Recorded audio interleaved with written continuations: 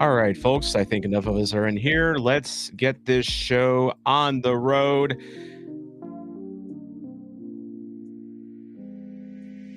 There we go. Now I know what I'm doing. I am a professional StreamYard user. Tom Franklin here. How's it going, guys? Welcome to what will certainly be it'll be a game tonight between St. Louis City SC and Seattle. I don't know how good it'll be. It is MLS After Dark after all, and as you know, MLS After Dark, things can go crazy here. Already a crazy night of games so far. Ryan Fraley pointing out this Dallas and Austin match here. I'm not actually watching it right now, so you'll have to let me know what's going on with that. Nuke B. Thorson recently on the City Boys podcast, as Jake Henry was pointing out. Listen to that episode a few days ago, and it was a good chat, and also came out about the time that he was starting to get more time in the starting lineup, of course, out of necessity, because let's face it, we have Nuke B. Thorson and a 17-year-old as our strikers, at least for another 2 hours and 40 minutes when we can finally play with some new German toys. Yeah. In the meantime, we will be joined pregame, halftime, and postgame by the folks of River City Ramble, my friends, as Sean Campbell, one of them, piping up here. Hey, yo, here we go, City fans. Sean, very hyped tonight. We're going to have to talk about this. In fact, let's go and bring you on right now, Sean, because hey, what's up? Tonight. You are someone's excited for this one, Sean. Yeah, I'm very cautiously optimistic about this, but at the same time, I saw the lineup for this game, and for those of you that haven't actively seen it yet, the City lineup is going to be Berkey in the back. Obviously, we've got Totland, Parker, Nilsson, and Hebert as our back four. Then in our midfield, we've got Leuven and Durkin likely as our double pivot at the back, and then Klein, Kojima, and Vasilev across the front line of the midfield, and Thorson out there as the 9. I take one look at this. And seeing the names on there and seeing what they have done for us and knowing what they can do, my brain goes, okay, we have a chance. But we went down this road Saturday, and look where it got us. Ain't that right, producer Mason? Yeah, I was going to say, Sean, what I think that you're doing is you're setting yourself up for a Herculean fall. This is making the best out of a bad situation. It very much is. You're not wrong. You guys are not wrong. But at the same time, we've seen what Hebert can do at left back. He's arguably our best left back at this point that's not named Markinek. And Mark is not good enough to start at the moment. We're not seeing Durkin and Blom start as our CDMs, which, as we've seen, they're more of a like for like than they are as a starting pairing. Yeah, didn't which go is well. Good. Vasilev and Klein have done great. Vasilev's played every single game that as far as I can remember, since we've got him. And Klein, big boy Johnny Klein, has stood tall and done a great job. And Kojima on the field. I compare his engine to Brendan Aronson for the U.S. men's national team, and it's just I see a lot of reason that we could see hope from this lineup, and my brain likes to think the best of people, and so I think of these players at their best. We could absolutely beat Seattle, but knowing how the team is right now, I don't know if that will be enough. So my prediction, your tunes changed pretty drastically since Sunday. Yeah, no, my prediction's going to be a 2-2 draw, but my predictions mean nothing. I went for a 3-1 road loss, but I did pick up on that. By the way, speaking of optimism, Kane goes the game. Score prediction is 18-0 City. So a lot of field goals in this one tonight, apparently. Wrong football. But yeah, apparently we are having a typical MLS After Dark night already, as Ryan Fraley points out here. We have, Sean, you pointed out the Copa Tejas match going nuts, though. There was a Donnybrook. It's not just the score in that one. That Copa Tejas match. Yeah. like right in front of he says, Moose, he misses a penalty, and then there's a bunch of talk and pushing and shoving. They had to retake the penalty to begin with, and then after that they score. But then Austin ends up going down because Driussi throws a punch, jumping into a pile, and oh my goodness, that is what Derby Day is all about. Well, and not only did Driussi get sent off for violent conduct, they had to go to VAR for mistaken identity on it too. Well, yeah, because they originally threw the red card at I cannot remember the player's name, but he had gotten a yellow card in the build-up to that PK, I believe, and so he was already on thin ice, and so the referee just assumed it was him that threw the punch. But yeah, they had a VAR to make sure it was no, that guy's getting it, Driussi's getting it instead. But it's been an absolute, that is Derby Day, if I've ever seen it. Yeah, for sure. And you know what? Our scoring updater, Ryan Fraley, noting that Cincy lost at home to Chicago Fire. Oh, Who that sucks. loses to Chicago? That sucks. Who does Okay. Yeah, who loses to Chicago? Who loses to Chicago twice? much less at their own home turf? I mean, we beat Chicago. No, we did not. We lost to Chicago twice in a Was that row. a draw? No, last year we ate shit against them in league last play, year. and This then year- ate shit bad in the Open Cup. Yeah. You see, the worst part is Cincinnati remember even when- had a second yellow, but that second yellow didn't happen until after they were already down a goal. Also, what happened in this Philly game where Philly's winning like 5-1 and Pat Noonan gets 2 yellow cards on the sideline? Yeah. I mean, I heard Pat had a few choice words for the ref. Is what I was told in that regard. that's fair. It's Pat Noonan. He's a St. Louis, and what do you expect? He's gonna have choice words for a referee. Why are you chirping the ref in a game you're blowing out? Especially Right? when you're Philly and you're how not do you doing get well. Red carded as a coach, first of all. Second of all, in a game you're blowing out the other team. That's a choice. That is a choice. But again, MLS After Dark. This is kind of what happens. Weird. Oh things- no, that wasn't after dark. That was like Yeah, that's just normal before MLS. sunset, That's even fair. in MLS being Philly. MLS.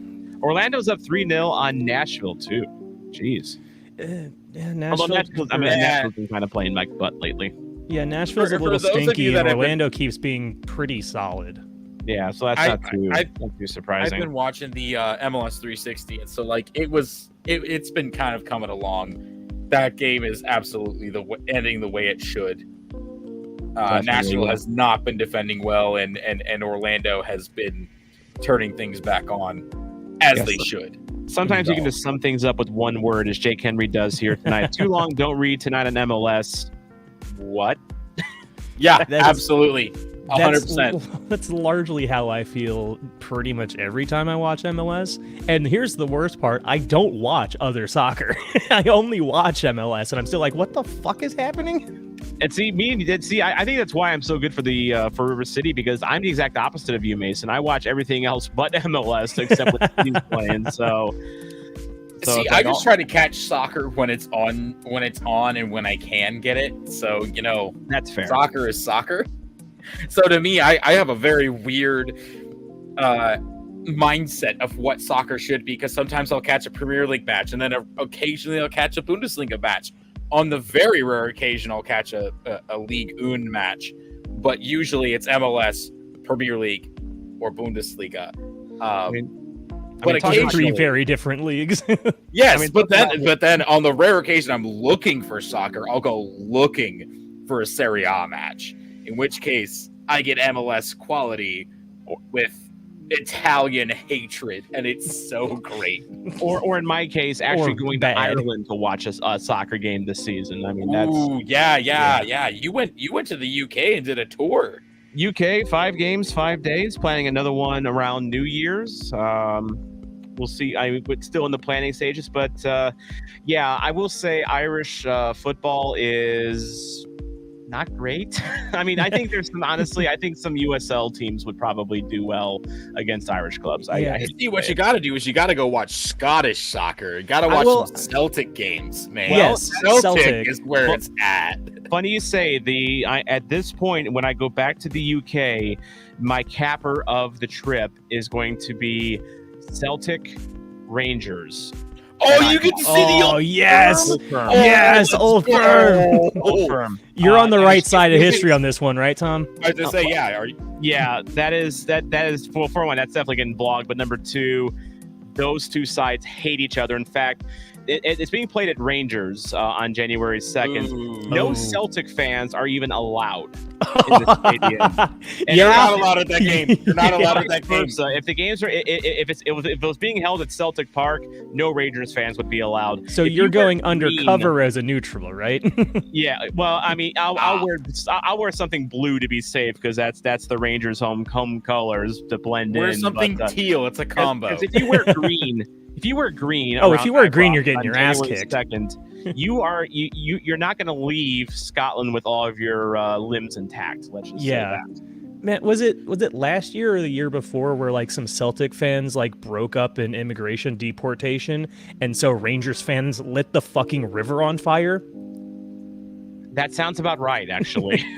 That sounds like a very, very Scotland thing to do. But I'm just saying it right here, right now. Rangers fans are the exact same as Lazio fans, and if you know, you know. Yeah, that's fair. That's fair. Yeah, Mason, am I wrong? Not. I don't know if I would go quite that far, but it's an apt comparison. Yep.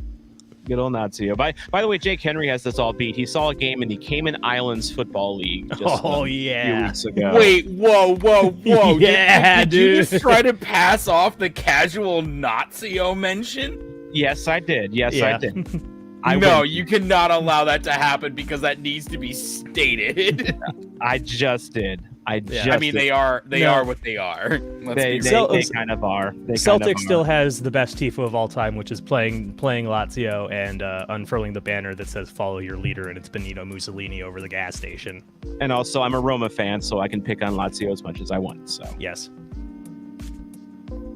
But Ryan's saying that he doesn't feel like he learns as much watching MLS compared to La Liga or Bundesliga. I mean, look at the games tonight and how just out of their minds they are tonight. Like, what is momentum? What is logic?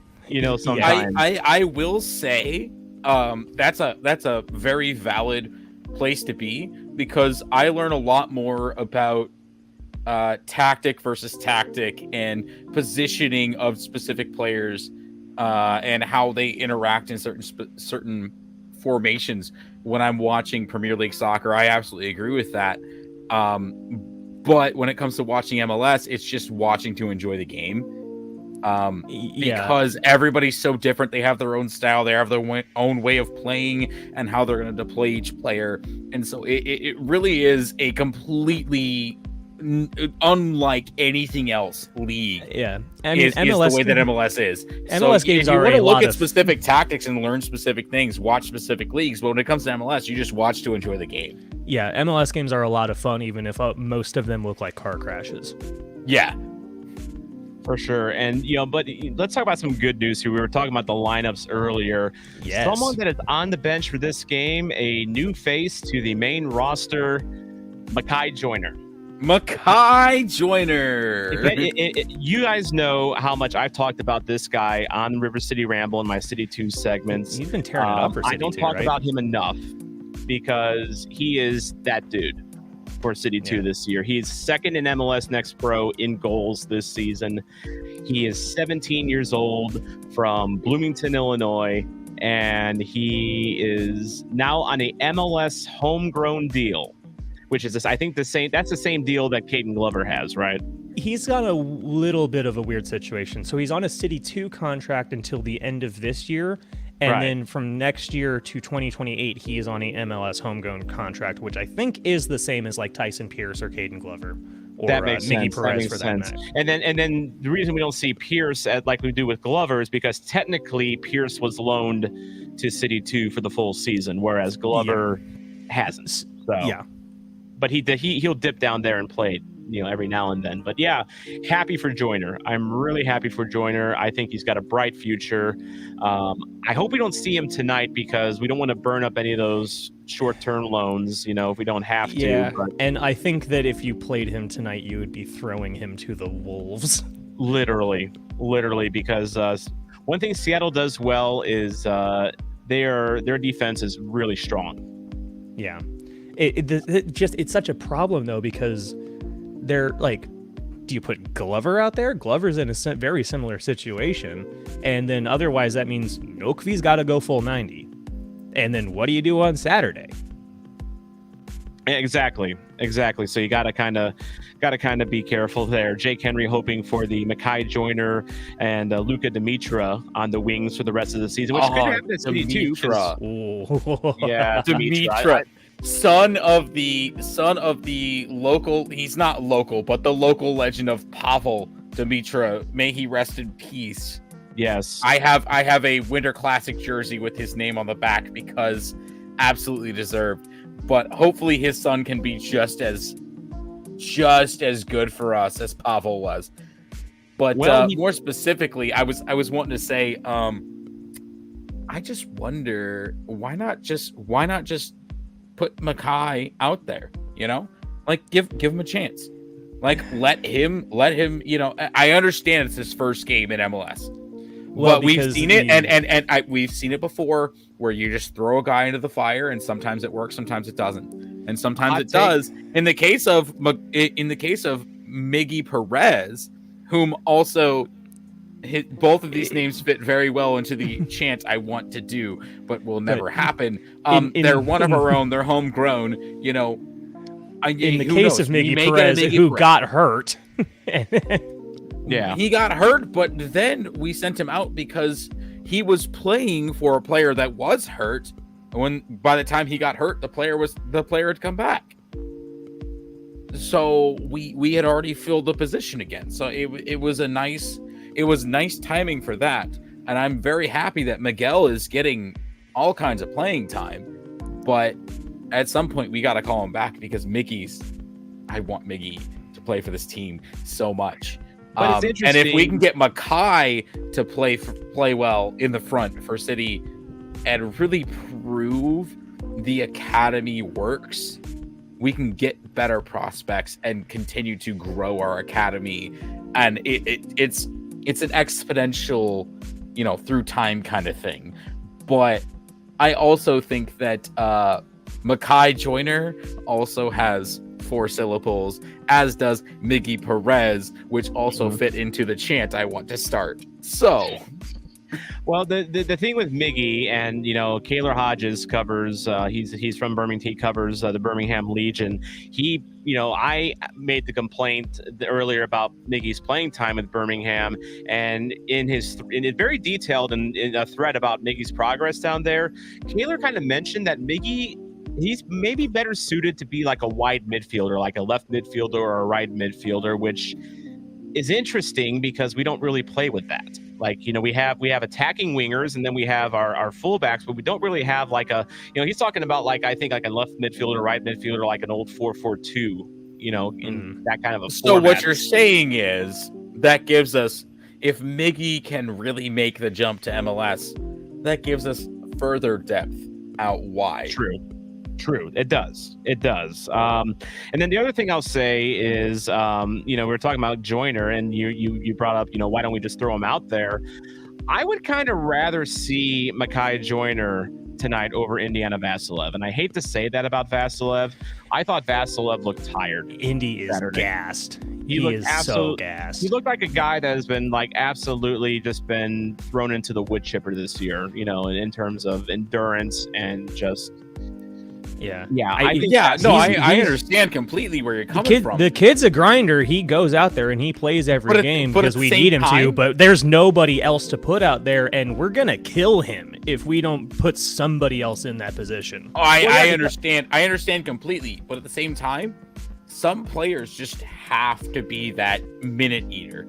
They have to be able to put in decent enough performances constant. Well, you always have at least 1 or 2 guys that aren't your keeper that that eat minutes, and that's what they do. Is even if it's a bad game and the team loses, they eat minutes, and I think that's what Indy is for us at this moment. Is he's eating minutes so that we don't burn everyone else. Because if we gave him a rest, everyone else would get burned. And the ideal left winger, to relieve Vasilev is currently our striker. Yeah. So that's the problem. And then if you look at the domino effect, like look at the subs that are on our bench. Blom's not a winger. Glover's a striker. We have Joyner, who does play left wing. Nerwinski's not a winger. Jaden Reed's not a winger. Watts is not a winger. Wenzel's not a winger. You see where I'm getting at? We just don't have any. Interesting thought though here. Like, who do you push up there? Marcanic? Like, what? Marcanic's No. You could put Marcanic up there, but you could also bring in, and I know I'm going to get a lot of hate for this, but you could bring in Nerwinski as a wing back. No. And no, you can't. No. Hear me out. Goodness gracious, hear me out. You can bring in Marcanic, sure, but you could bring in Nerwinski as a right back, throw Totlin further forward. You operate with your back three as being Parker, Nilsson, Hebert. And then it gives you more flexibility to sub out in the midfield, where you could sub out an outside midfielder or even a central midfielder and put Marcanic on the left and have him play even further forward than he already does. Yeah, okay. And then they drop. It gets into the tricky nitty gritty. But the thing is that then they drop 8 on Nerwinski's head. Like, sure, but then your main back three is still Parker, Nilsson, and Hebert. Well, guys, if I ran a back three, it'd be those three. I think Jake Henry has a solution here. Ben Luntz, he's on the bench.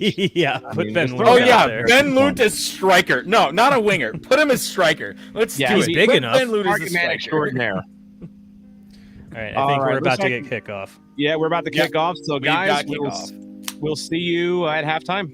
All right. Yep. See you at half. Hopefully, I'm in a happy mood. Yeah. Same. I don't think I will be, but we'll see. I got beer, so I can't be too bad. Exactly. All right, see you guys. Cheers. Cheers.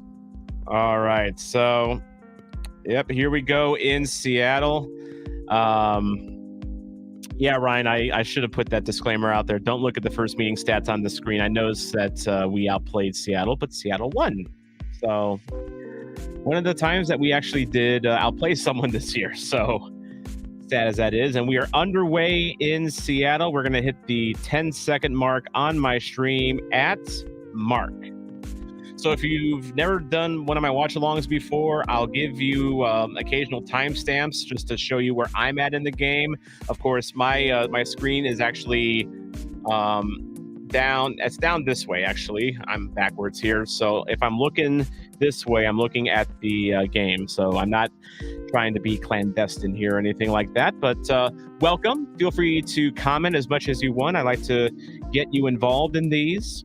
And of course, typical YouTuber, like and subscribe if you want this to go out to more people. Kane is actually ahead of me right now. Let's go. Yeah, Jake, we are actually, no kick clash tonight. In fact, actually, if we had played in our road whites, it might have been more of a clash with the kind of lime green that Seattle comes out in. So, we got red versus green tonight. It's a very Christmassy theme. It's Christmas in July in Seattle. I hope Santa gives us a gift of at least a point tonight. That'd be nice. That would be so nice, but I'm not confident. I am not confident. Kojima drawing first blood tonight. That's producer Mason, by the way, Rad Shiba. Chris Durkin, he's fallen behind here on fouls, yes. I like how this looks with the red versus green here. Like I said, the St. Louis white would have been kind of tough tonight. This kind of looks like a proper derby kit match. You're right. Although St. Louis and Seattle is not a derby. Not a derby. But we can call it the Christmas derby. I like that. as Seattle gets a corner here. Max Brados on commentary tonight. I like Max. He's a fun follow on Twitter. I'll say that. I think Max is a pretty fun follow. But yeah, Ryan, be nice. Be nice. There are far worse commentators out there on Apple TV's MLS universe than Max Brados.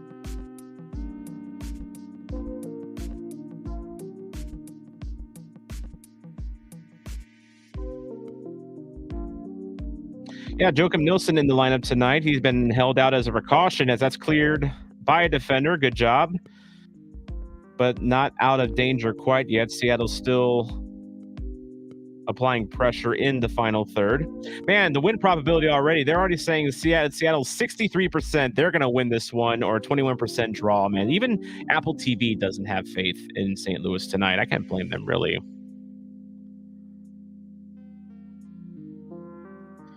Yeah, Mason, I noticed that we definitely got it was like the St. Louis Rams when we would always get like Chris Myers as the, play-by-play guy. He was like the D level, play-by-play guy for a while. Like I was actually shocked when we would get like Joe Buck or something like that. Yeah, it's best Kane not to pretend not to see that. Like a lot of graphics on Apple TV tonight. I guess tonight we just need to ignore all the Apple TV graphics tonight. Yes, even though it is a very Christmas theme tonight, we still do not have Joao Klaus, which our beloved Santa Claus is not playing still. I hope he comes back and he's like a house on fire, because he was looking lost before he got hurt. And there's Durkin's pound of flesh. Yep, right there. Oh, getting his yellow. So. And as Jake points out, Durkin is suspended now against KC for yellow card accumulation. So if we want Jake Girdwood right to be a 6, well, there's your chance. Nah, El Capitolio, I still like El Tragico, at least for this year. I really like El Tragico because both teams are just tragic. Oh, off the line and over. Woo!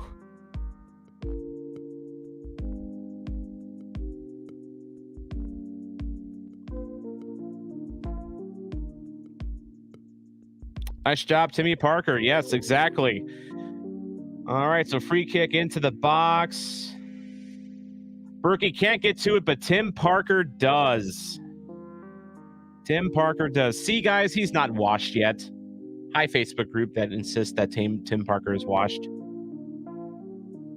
Nicely done. Nicely done. But another corner kick for Seattle. Man, it feels like a siege tonight.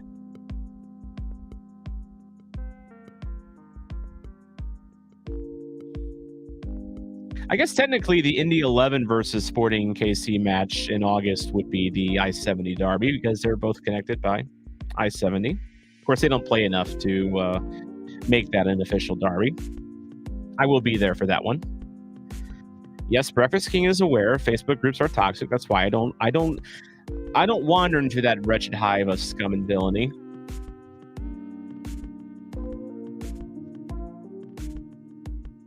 Yeah, Sean, if Parker's washed, so is Alex Roldan. You're right.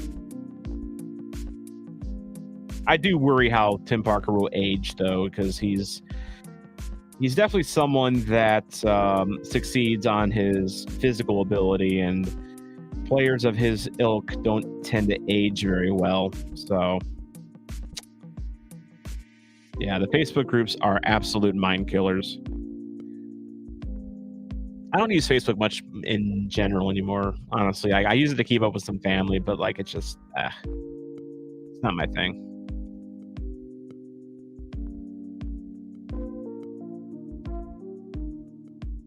To me, Facebook became uncool a long time ago.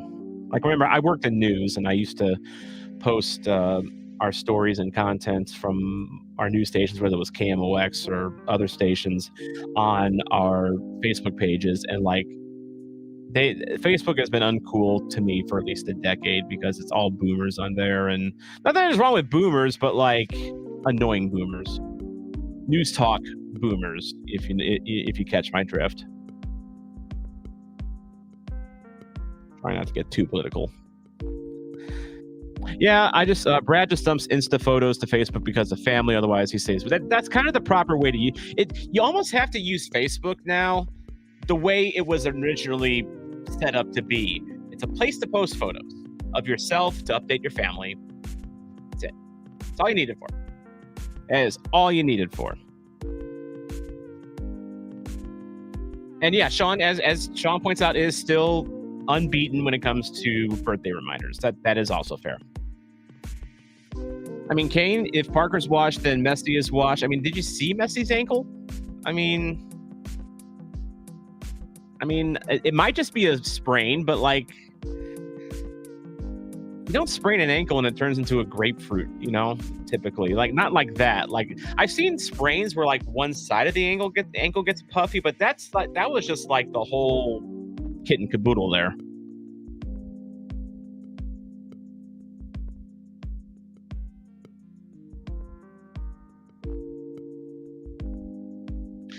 Kane has a point. Be careful how you say used to be, because it was a dating site for college kids. Actually, it was even more nefarious. If you've seen the movie The Social Network, and St. Louis actually has a chance here in the box, as I'm talking about movies. Corner kick opportunity, 8:30 at mark. The Social Network goes into how Zuckerberg started Facebook by stealing images of girls on his college campus and then like doing like a hot or not kind of a ranking system for it. Real creeper type crap. So yeah, not off to a hot start, Facebook.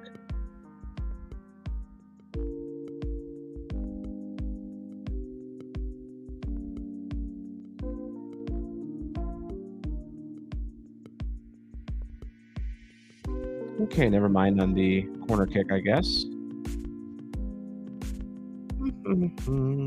That should have been the corner, though. I looked like it to me, but what do I know?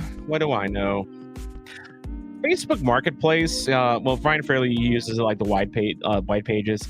Facebook Marketplace. I've bought stuff from there before. It's fine. I mean, you do get some sketchy stuff. It's like any classifieds. Like, you're gonna get fake jerseys and stuff like that on there all the time, but it's not bad.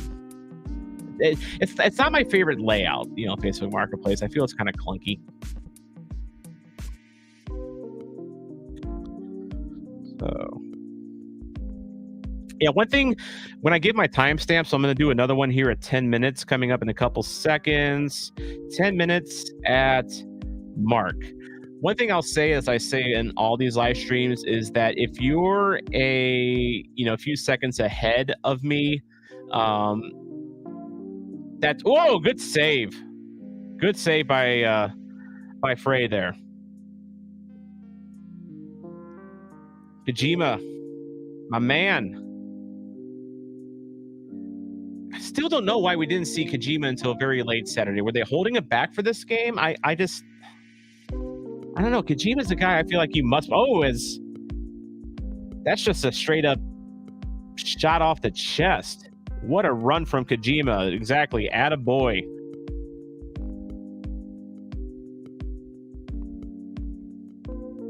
I am not an Olympics guy. I used to be growing up. But I don't know. Just one of those things that's kind of faded in my eyes. Scott Sterling! Yeah, that was a Scott Sterling level save. You're right, Sean. Still looking for an authentic City jersey that doesn't break the bank. Wait for the off season.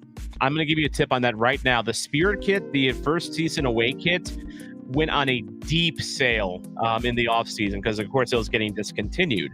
I think I got an authentic one that I traded to Danny in Doncaster. Me and him did a kit swap, and I paid like $25 for it on MLS. I think it was Fanatics or MLS Store, one of those sites. But yeah, the City Red, the home kit is going to be retired after this year. So I bet you're going to be able to get one for super cheap this offseason. Ryan, don't put that in the chat. Hackworth looks like Gareth Southgate. How dare you? How dare you? I mean, would Southgate be the worst choice for St. Louis? I mean, my first instinct is that he'd be dreadful. But, I mean, we could do worse. I don't know. I didn't watch enough England football to have a strong opinion on him one way or another. I just hear all the moaning from England fans, which is kind of part and parcel of being an England fan. Jake thinks that Southgate's going to USA. Oh man, that would not go well. Brett Gerhalter, I have no idea who that is. I refuse to believe that person exists. Brad pointing out that during the season he grabbed a last year's away jersey for $60. Yeah, if you're patient, that's probably like what it initially gets slashed down to. But if you're patient, it'll keep dipping. Like, actually, fun fact today, I collect football kits, and Reading FC on their website, they had last year's away kit on sale today for £11. So which is it's probably like 14 American dollars. But yeah, I definitely pounced on that. Here's Kojima in the box, crosses it in the middle. Thorson was there, and now he's grabbing his knee, but he's running off. Whew, Thorson, don't scare us like that. We don't need more leg injuries to our strikers, but he is kind of limping there.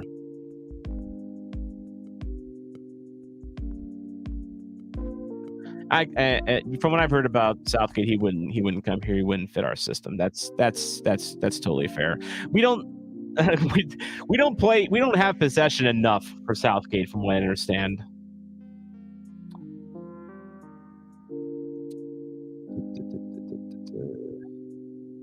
Mason about to get redacted if Thor got hurt. I think that's a lot of people, honestly.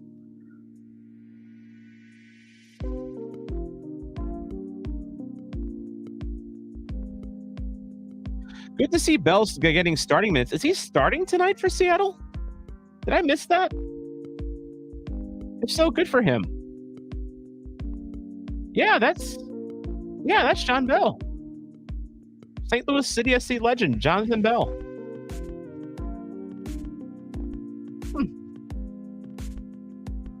Another former St. Louis defender that's getting a lot of minutes on his new team. Because I know Bartlett's getting a lot of time at DC. Yeah, I forgot the quotation marks. Legend. Brad asking, how about those new Como kits?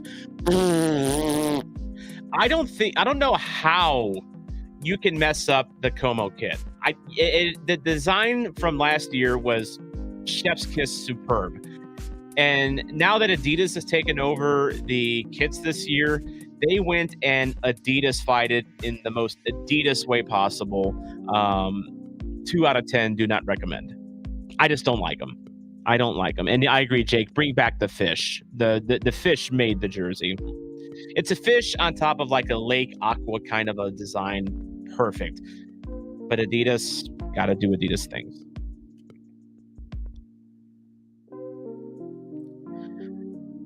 Kane, when I went to say hi to Nico Gioacchini, Bell was there too, but I didn't know at the time, and I felt so bad that I didn't say hi to him. You know, I'm sure John Bell's going to carry that for the rest of his days.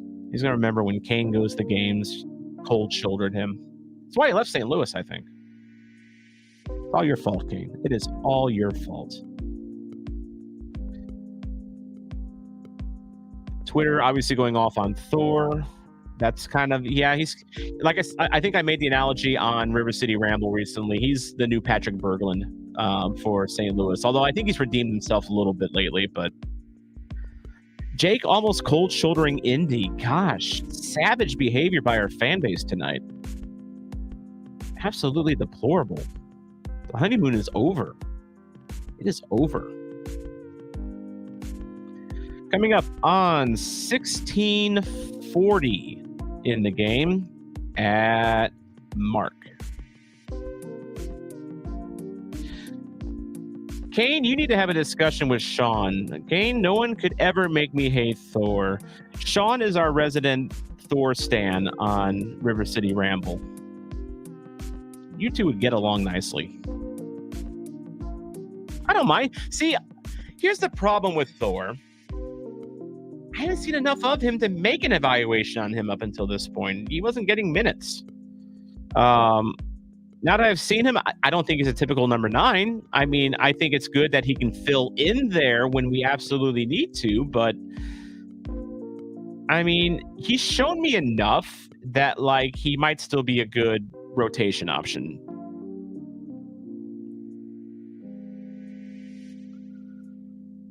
%78 Seattle possession. Now it's 79 according to the match graphic that we're apparently supposed to ignore. Yeah, that's St. Louis. That's St. Louis football. So you're saying there's a chance? Is that what you're saying? Yeah, Mason. He's clearly out of position, but isn't doing abysmal. I agree. I agree with that. He's doing his best. Like it's not a question of effort with Thor. I mean, look at what's going on with Sam Adinnerin. I mean that's a question of effort. Thor, it's not a question of effort. It's just technicals with him mostly. But I agree, Sean. Thor does so much better as a winger, but yeah, he can stopgap as a 9. That's a perfect way to describe Thor. I wonder how Thor would do if he was like a second striker. You know, if he actually did play up top, like off of Klaus, maybe, where he wasn't like the tip of the spear, but like, you know, a secondary striker, kind of like what like Joe Aquini was last year when Klaus was out there. Maybe we'll find out someday. Ryan's looking at FOTMOB stats and not Apple TV ones. Honestly, which is more accurate, do you think? Apple TV or FOTMOB? Because I've used FOTMOB stats to on River City Ramble, and like some of the player ratings are a little ugh.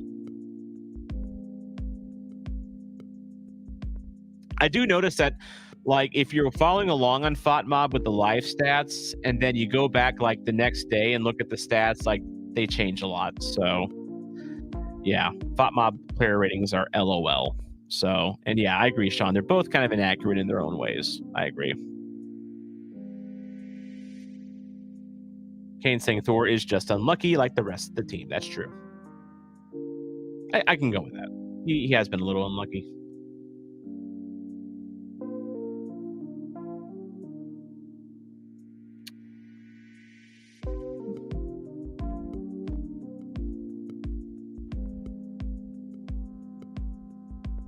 Just me, or has not much happened yet? Almost 20 minutes, and it's been kind of a game that has just... I mean, Seattle's had the ball mostly. We talked about that. They had that period where they were in St. Louis's zone for, a long time, but like still waiting for the kaboom, which I'm sure will come at some point as Johnny Klein gets dispossessed. 2010 at Mark. Yeah, definitely. That's what I thought.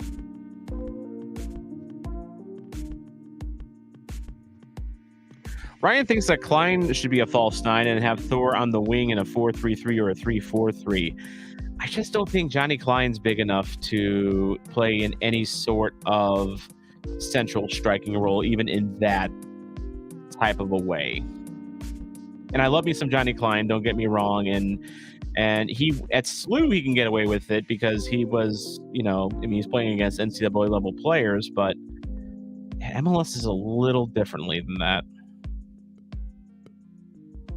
And yeah, Ryan pointing out that we're having to bunker more because of the limitations of our current squad with all of the injuries. And Brad pointing out it's been quiet, but only the first half. We tend to fall apart after the half. That is true. I said on my tweet today that like we might be in this one until the 70th minute, and then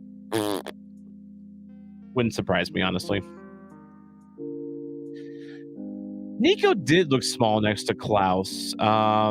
Nico, he wasn't tall.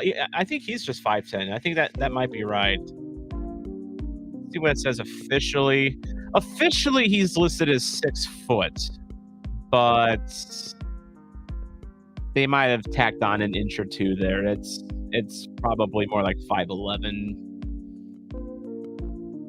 But Joe Aquini, I never looked as a small guy. Never looked at him as a big. He seemed to me like a very average-sized striker.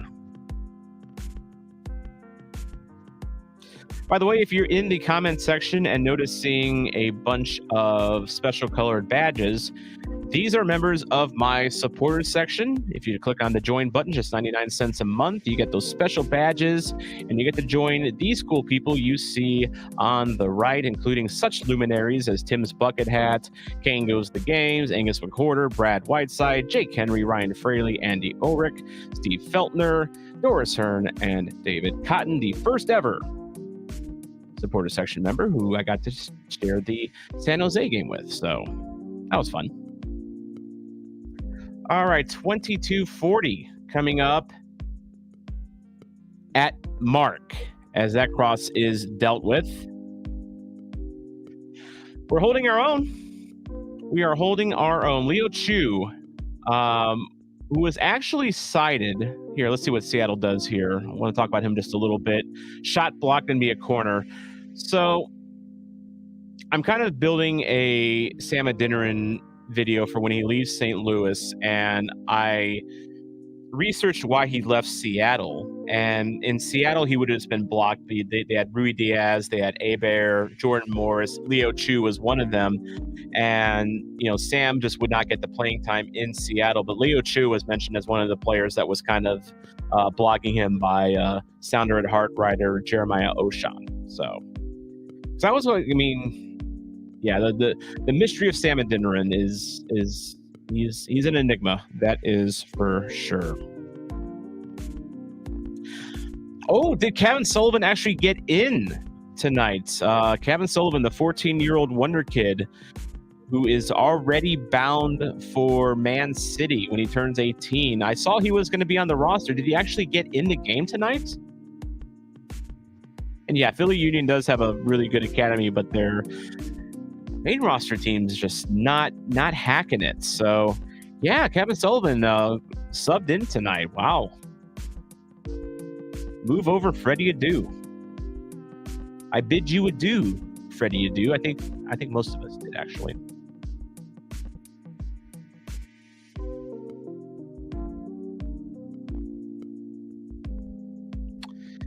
Man, guys, if you were hoping for an exciting game to keep you awake as we march towards midnight, this ain't the one. It sounds like there's a lot more exciting games going on in MLS tonight than this one. Although here we go. Johnny Klein, center of the field, waited too long, got dispossessed. And now Seattle has a chance at a counter. Lots of space here on the near side. Was he going for a shot or a cross there? Nuhu, I mean, looked like one of those like in-betweeners where, I don't know, I can't tell if that was a shot or a cross. But yeah, Nuhu with all the space in the world, are Totland playing far up, as does tend to happen. Yeah. That is the one thing about our system that kind of bites, is that we do ask our fullbacks to play up, and that leaves us kind of exposed in the back.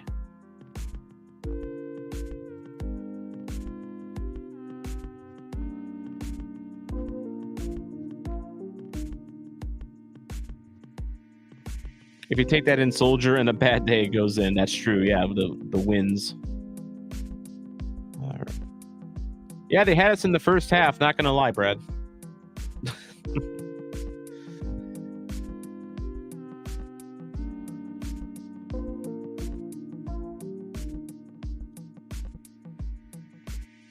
Yeah, the long ball tonight almost does kind of feel like Sam's in the lineup, because that's kind of what we do every time he's in the lineup. Is, I mean, that's the only way we know how to get him involved in the offense, is just lump it, lump it, lump it, lump it, lump it. Go! Oh no! Own goal. Unfortunate from Parker there. He was in the right position, but oh man, that's just unfortunate. That is just unfortunate. Bad, yeah, and the announcer's right. That is just straight up bad luck. Hey, is that Marcanic in the stands? Maybe that's his brother Nick. Mason, it's time. Is it time to move to the lake yet, Mason? Like last time, or are we still in the forest tonight? Yep, own goal, unlucky. That's correct. Brad Whiteside own goal. Parker's confidence is shot. He's another one like Klaus, where I think that just the wind is completely out of his sails, and with Tim Parker, that is a big concern. Did not have own goal in my bingo card either, but expect the unexpected with this team. Expect the unexpected. Jake is going to use a toaster, not for that reason. He's going to go make some waffles. Thanks for choosing life, Jake. You just got a new job. They want you at work, and thanks for choosing your toaster to make food. Yeah, Mason, I'm at a loss too. I just don't know what Brad is already moving on to the bourbon. I'm not quite there yet, but it's coming. I'm not there. Of course, I need to be careful because Saturday, Brad, me and you are going to be on the Santos bus going to Kansas City. And I don't know if so there's a WhatsApp channel set up for this bus. And Brad, I don't know if you're in it. I don't know anyone else that's going on it. That's part of that WhatsApp. It has been nothing today on that WhatsApp, but figuring out how much alcohol we're going to have on that bus. Like, it's tequila, beers, people talking about bringing personal coolers, making margaritas. Like, you have to drink to enjoy this team at this point, I think. And we're going to have the best designated drivers on Saturday when we go to KC on the Santos bus. And because from the sounds of it, there wouldn't be no shortage of booze. It is definitely going to be a party bus. You're right, Mason. Jake is a warrior. He works at 6 a.m. on Sunday. The bus is tentatively supposed to be back in St. Louis at 2 a.m. Sunday. Good luck, Jake. Godspeed. Brad hasn't hopped in the WhatsApp. But yeah, the WhatsApp today was just like, it's just making plans, and like 95% of the chat is alcohol related. So it's going to be a good time. It is going to be a good time. I'm going to have some special attire for that one too, by the way. I'm going to do a vlog on this, on the KC game.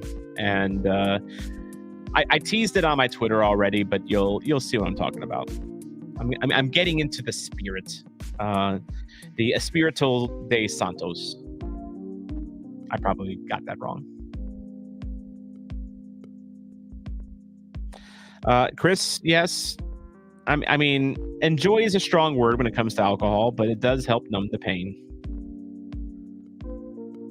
Although hopefully Cedric Toykert gets the start in KC and bags a hat trick on his opener to, maybe make the need for alcohol not as much. Brad is going to bring some liquid IVs for safety. I actually have some of those that's a good call because I have some of those at work. I drink those at work. I drink usually like one a day, in a big tumbler. That's a good idea. I think I'll bring some of those too. That's a good idea. Kane, so funny. It's only our second season, but we got so spoiled in the first season, and now everything just feels much worse. We were talking about that on the Ramble.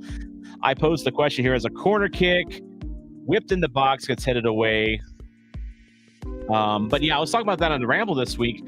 Would you rather have had an absolutely dreadful first season and then a slow rise in the second season?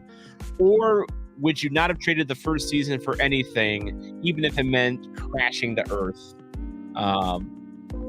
Let me know what you think about that. I'm curious to know what you guys thought about that, because I think we kind of, as a collective on the Ramble, me, Sean, and Mike, Mason wasn't available, kind of agreed that we wouldn't trade that first season for anything.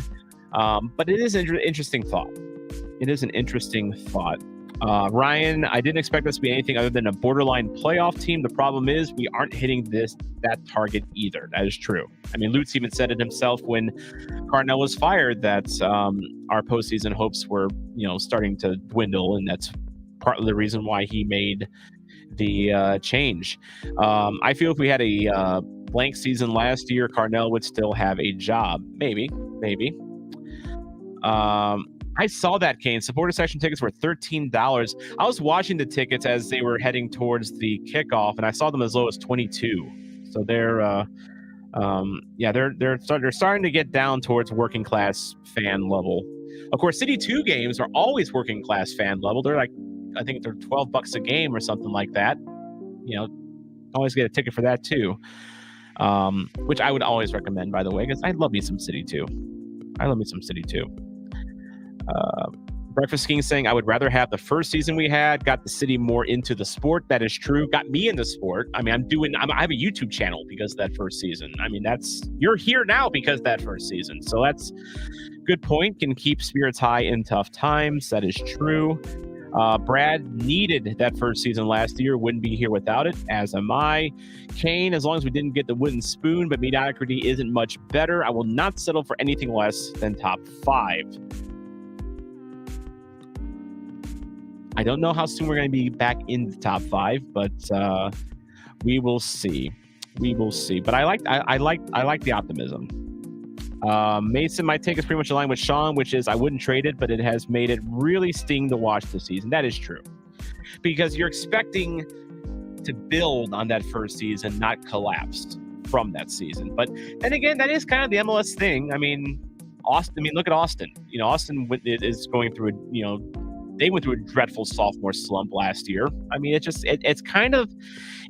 what we're going through this year isn't atypical of MLS teams.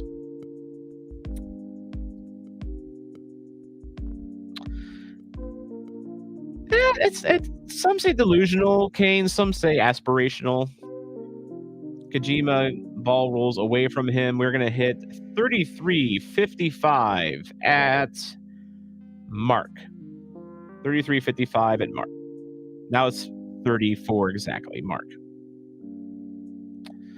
Ryan seeing the issues with the energy drink system, mainly that if you don't possess the ball, that's constant pressing can't be kept up for 90. Well, that's kind of what we ran into last year with dead legs in August and September. We just don't have that forward depth to sustain us for the whole season. Like, we're not Seattle, we're not LAFC, we're not Galaxy, we're not these perpetually deep teams that can just throw money everywhere.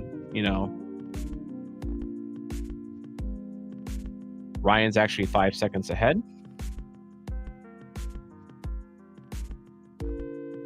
My stream says I'm live, but I am also I'm watching it via Wi-Fi on my laptop, so I wonder if that's kind of factoring into things.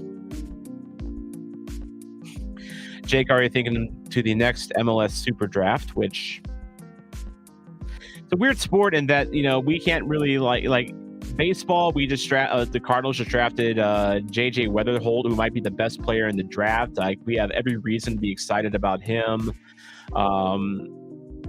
This last year St. Louis drafted Dalibor Dvorsky, who we have every reason to be excited about. And then St. Louis City SC in their first year drafted some guy named Owen O'Malley. Where is Owen O'Malley now? He is languishing on the Portland Timbers 2 bench right now. So, yeah, not the sport if you're thinking of tanking for the draft, that is for sure. Yeah, we need spending for depth. I agree. We did get Kojima in the draft, so we do win some, you lose some. And we got Johnny Klein in the draft, so my boy. We have made 3. Let me think here. Owen O'Malley, Johnny Klein, Kojima, 4 picks in the MLS Super Draft. Kojima and Klein have hit. O'Malley did not. Jury's still out on McSorley. So it's not bad. I mean, the track record's already not bad. Brad, I keep coming back to this. As a kid, we kept hearing we can get an MLS team. It never happened. Now that it's finally here, this season stings, but we do have one.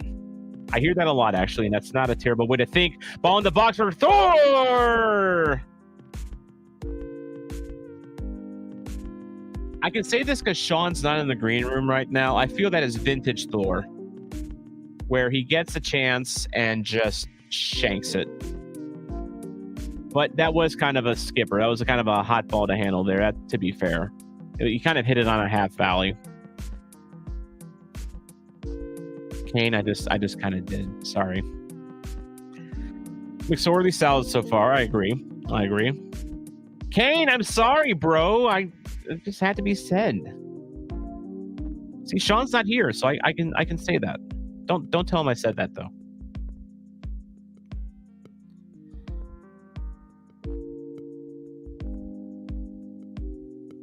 What could he do? Score? But that would have been a tough play. You're right. I'm just being a dick now. 37-30 coming up at Mark.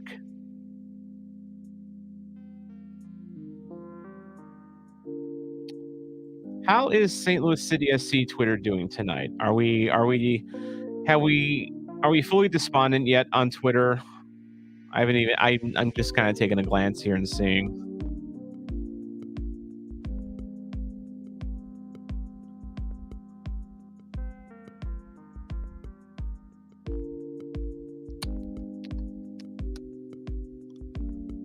Kane is giving the ref a yellow card. Kane, newest member of City Refs. Congratulations, Kane.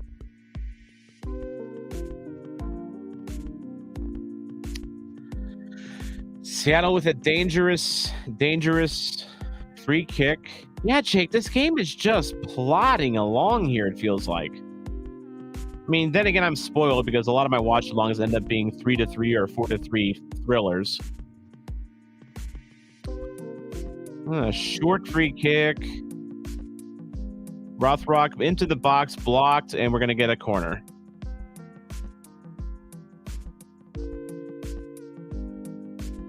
Blah.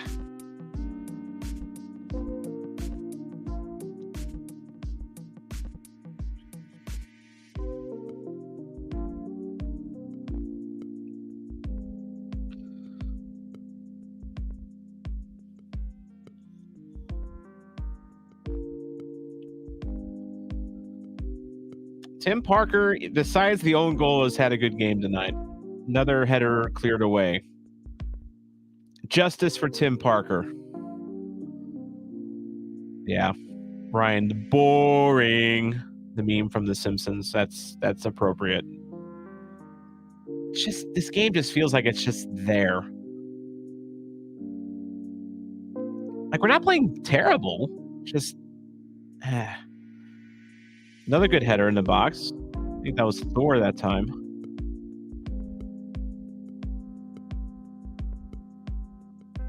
By the way, if you just joined this watch along, welcome. Like and subscribe if you want to see more watch alongs like this. I wish they were more thrilling. This game is just kind of like it's like dishwater after it's sat there for an hour. It's just kind of there, you know. We'll have Mason and Sean from River City Ramble coming on at halftime to talk about this first half, although I don't know what the hell we're going to talk about because there's really nothing to talk about besides the Parker own goal. Maybe we can talk about the weather or something. I don't know. It's just one of those games. Chris Perkins, attention. Do not operate heavy machinery while watching this game. He's a truck driver, by the way. But he is parked. I can verify that he is parked. So he's not actively operating his heavy machinery. Room music sounds like this game. It's the MLS After Dark night driving music on StreamYard that you're hearing. But it does feel kind of blah. You know, you're right. I think we need to change the music. I think this music's kind of What can we do?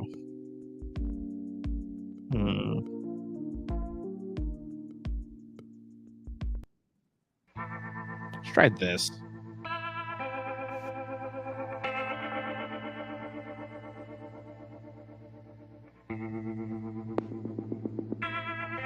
Oh, wait. We're not supposed to play country music at city games, so I better change this one. There we go.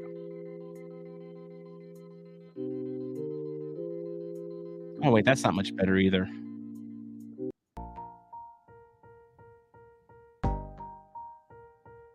There, that'll work. It's got a little bit of a beat to it. I'm saving the rock music for later, Sean, when we need that little kick to get us through to the end of the game. So it's like me at a long. If I'm ever doing like a long road trip, like, you know, say I'm doing like Like when I went to Indy 11, that was a 4-hour drive to, did the game, blogged the game, recorded it, and then drove back 4 hours. For the last 2 hours, I needed like really loud and heavy metal music to get me home because I was just tired. So I'm saving the rock music for when we need to get home, in that final stretch. Yeah, Andrew, this is not even lukewarm dishwater. It's just there. Okay, what did Seattle social media manager say? I gotta find this now.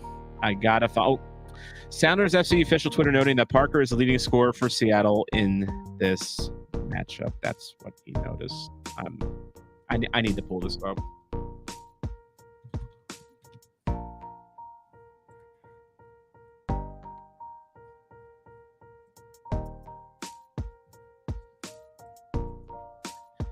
Okay, Seattle, you've got jokes, huh? Huh? I mean, it is factual, but okay. I see how it is, Seattle. I see how it is. It's actually well played out. You know what? I don't have a problem with that. I don't have a problem with that. That is accurate. That is accurate. Harsh, firm, but fair. Firm but fair.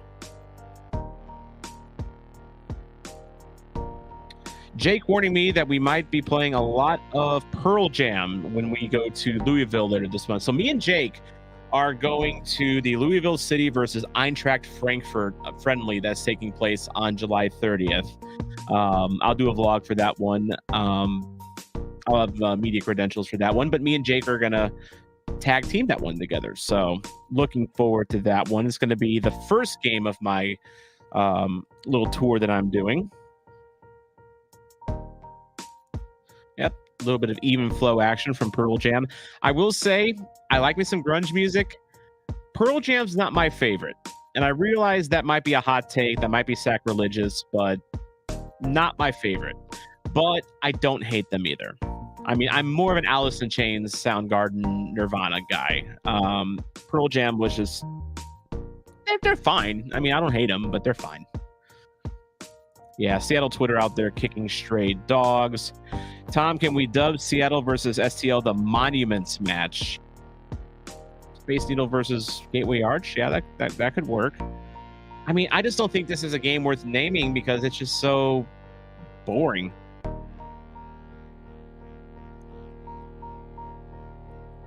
Sean, if we win, we play Nirvana for days. I agree. Here we are now. Entertain us. That's what I'm saying about this game here. I feel stupid and contagious. Here we are now. Entertain us. 45th minute at mark. So now we are into stoppage time. Billy Jansen, hellbender at the match, saying Thor is having a hell of a match. Not sure if he means good or bad, though. I love me some Billy Jansen. I've met him. He tends to be negative on Twitter, so I'm guessing he's not being nice. Maybe I'm wrong, though. Maybe I'm wrong. I hope I'm wrong. I don't think Thor's been bad. He just... execution continues to be the issue as Nilsson gets a header on the near post. Blocked away. Another corner kick. Would it be something if we got a goal here before halftime? A goal here would change the tenor of this game, just like it did this past Saturday when we got the goal scored against us right before the halftime. It became 2-1 right before half, and it just kind of went off the rails from there. Let's get a goal here on this corner in the box. Headed up in the air, still alive, headed back towards goal, blocked. Cleared off the line and just flat out cleared. Good recovery, though. Durkin, nice recovery. Didn't even get a card on that, just with a very nice tackle, but Leuven ends up getting the foul. That good tackle by Durkin, but man, he's already on a yellow. That is the last thing we need is to go down to 10 men. But yeah, Ryan, we did almost give up the counter. Good recovery, though. Good recovery. Kane is not a fan of this ref. It was a weak header. I agree. I think Thor's been okay, not good or great, says Ryan Fraley. I kind of agree with that. But that's kind of Thor in general. He's okay, not good or great. But again, he's playing out of position. It kind of is what it is. Mason, I just need us to pull one back for the charity challenge, and then Seattle can do whatever they want. I also went with one, so I'm also rooting for one goal at some point.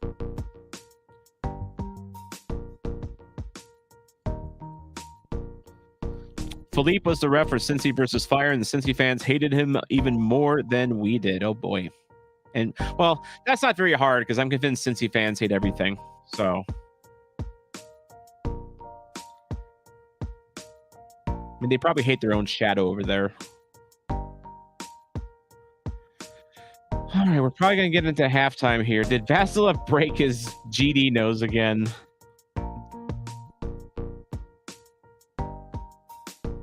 Gosh, I think he might have.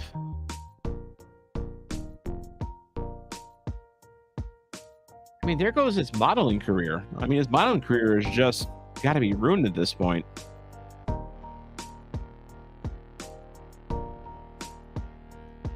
I think at this point, I mean, you know, Vasilev almost has to play with like a luchador mask at this point, just something to protect his nose at this point.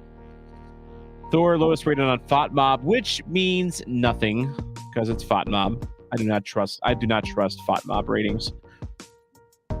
Kane is about ready to lose it. Why do my favorites hate me? It's another English conspiracy, I think. Vasilev hates the mask. He won't wear it. Sean saying get him the Mbappe mask. I mean, hey, just tell Vasilev, hey, Mbappe wore this. I mean, it's the trendy thing to do. Kylian Mbasilev. I like that. Kane doesn't trust anything that says Thor is bad. Full stop. I mean, honestly, that was probably Sean in the green room there. So we're at halftime. It is 1-0 on an own goal by Tim Parker. And announcer is saying that Hackworth needs to make some changes. Vasilev still he looks a little woozy there. He just kind of went down to the ground. I mean, is he going to be put in concussion protocol here? We'll see.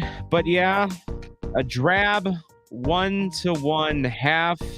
And I guess we should probably talk about this. It's not with people that have their own opinions on it, because I am kind of running out of opinions because I don't have much to say. Mason and Sean from the River City Ramble podcast.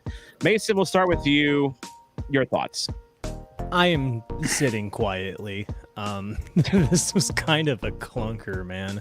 It really is. That's a really tragic own goal though for Tim, because like it looks like it kind of took a weird hop on him and hit him on the shin when he was trying to like toe poke it away and then deflect it in, and it's like, man, I don't remember what game it was, but like when Hebert came in and like stuck a foot out on somebody who was going to make a cross and deflected it just enough that it went right over Berkey's head. And it's like, you're in the right positions, you're doing more or less the right things that you need to be doing on defense, and it's going into the goal. And I just don't know what you're supposed to do. I mean, honestly, speaking from someone who, I mean, granted, I only played through grade school, but playing as a defender through grade school, like that mindset never leaves you. Your idea is the moment that ball comes in, you know, it's to clear it in any way, shape, or form. And so knowing Tim is a similar idea of that, where he's not a desperation defender, but he clearly was trying to get rid of that ball. It just bounced on him weird. And sometimes it happens. So, good on him. He probably did everything he was supposed to do, and it just got the wrong bounce, and it just went behind Berkey. Like, that's just what it is. And Brad Whiteside points out, and I agree with him, I feel our defense has actually been pretty good tonight. Like, besides the own goal, I have no complaints. That's their only goal is the own goal, and it wasn't an especially challenging ball. It took a weird hop. It wasn't really like they had a good shot on goal and it deflected off of a City player on the way it was very less of Parker putting a ball in the back of the net and more of He was trying to make a play, it bounced wrong, and by the time that it bounced wrong, he couldn't correct and reposition himself to put it in a different position. It was all he could do to try to put a foot to it and hope it went the other direction. You know, it just stinks. Yeah, it is what it is, and it hurts. It really hurts. And it's one of those own, like, every time I see one of those own goals, I hate to say it, but I always think about Andres Escobar in the 1994 World Cup, Colombia, rest in peace, trying to make a play, trying to clear the ball, and he's a centimeter off and it goes in the back of the net. Just a hard luck goal. And I feel that's kind of the case here with Parker. It was nothing to do with Parker. It was just an unfortunate bounce. Which stinks because we had some pretty good we had some pretty good half chances that didn't come off. I mean, there was the one where the ball originally went through to Thor.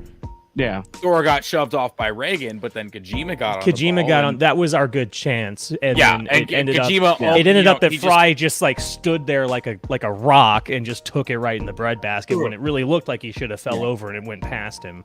But that was honestly just a pretty good stop. Yeah. But it's Stephen Fry. Like, he's one of the elite MLS keepers. Impressive core strength from Stephen Fry on display there. Just proving why he's one of the elite keepers in this league. Yeah, not otherwise, like overall, but he does really well in this league, and it's been back and forth for a lot of the game. It's just no one's really had a lot of the possession and a lot of the great chances. So they just showed the halftime stats on Apple TV, and someone made the joke earlier. I think it was Kane. Don't look at the Apple TV stats because from the first match, it showed St. Louis had an XG advantage but lost. Guess what? We're losing 1-0, but we've got the XG advantage. No, not again. Not again. I'm gonna put this out right here, right now. In my brain, XG is to MLS as plus minus is to the NHL. God. Oh, absolutely not. XG is way more useful than plus minus. Plus minus is useless. I don't know, man. Like, you could go in and lose a game by 3 goals and have an XG of 1.8. No, it could because it's because like XG doesn't mean, I guess, what you think it means. It means it's like, are you getting the ball into strong shooting positions? It doesn't much calculate your finishing ability.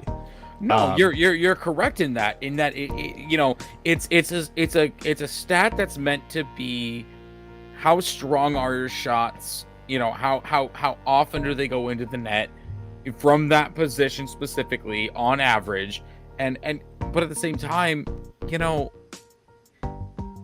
you can have a positive 3 XG and still lose the game 3-0.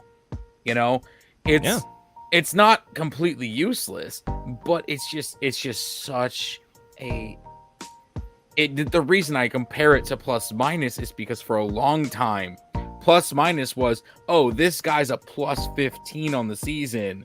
He's obviously great great in the offense. No, but in reality, plus minus happened to be on the field. Yeah, plus minus is as useful as a pitcher win. Like, it's not the same. It's not trying to categorize the same thing so much as it's equally bad of a stat to rely on, because relying solely on XG means you should be if you rely on XG. You can say, oh, yeah, we had an XG of 3, but we scored 1. There's your first mistake, solely relying on XG. But secondly, no, plus minus is a useless stat. It's about as meaningful as a pitcher win. XG genuinely quantifies something. If you are out XGing your opponent and you lose, that means that either you were finishing poorly or you got unlucky or the keeper made great saves. That's what it means. It means something. It means something more than just this guy was on the ice when they scored. Well, yeah, you're right. But at the same time, when you look at XG, people can look at XG all day and say, oh, yeah, this team obviously had a way higher XG, but they lost. Like, and no stat is perfect, just like Ryan Fraley just said. Yeah, stats are a guide to help us learn. Exactly. Yeah, they indicate, they point to trends, but like they're not. I mean, in the end, it's still how much do you score, how much do you not score. I mean, you have to be able to take the stats and the score line together and synthesize some sort of analysis between the two. And I mean, XG is not perfect, and like Ryan said, no stat is perfect. No. But at the same time, this half was. It was a snoozer. Really a It's nothing what it burger was. outside of Tim Parker's own goal. Yeah, It was a nothing burger outside of that. I was largely sitting here, like I was sitting quietly, which is maybe not what the response that I want from a soccer match. Well, no, I mean, like I was just thinking, I try to keep things kind of lively in these watch-alongs, and there were just times where I'm just like, I have nothing to say. Like, there's nothing. And you guys out there in chat land don't have much to say because there's just nothing. There's just nothing. Just, I don't know. Just. But I mean, I'm glad I'm glad we're talking about a absolute milquetoast game versus another blowout. Yes, Mason, we're not you getting love that phrase. Yeah, we're not getting blown out tonight. But we're not getting elevator scene and drived again. So Definitely. So you're telling me there's a chance? I mean, we're only down 1-0. And I need them to pull one back. So we have the XG advantage. Honestly, the way I see it, unless there's a massive change at halftime, I don't see this game getting much different in the scoreline. To be completely honest, and that's not saying that we're gonna get blown out. That's not saying we can't come back and win this game. It's just unless there's a massive change at halftime on either side. And if it happens on our side, we better make it work. If it's on their side, we better take advantage of it. Yeah, the problem is something said in the locker rooms that's got to change the way this game is going. Otherwise, eventually Seattle's going to get a second goal. I had an idea, and then now I have questions about it because I saw people were talking, like kept watching after I came in and focused my attention off the game. Indy's nose looks pretty broke. He might have to come out as an injury sub. And they're also noting that it's because I had an idea which was just a positional switch. You slide Kojima up and put him at the 9. You bring Nokvi down into Kojima's position or into Indy's position, and you slide Indy into the middle. If Indy has to come off as an injury sub, who do you replace him with? And then does that work any longer? Makai?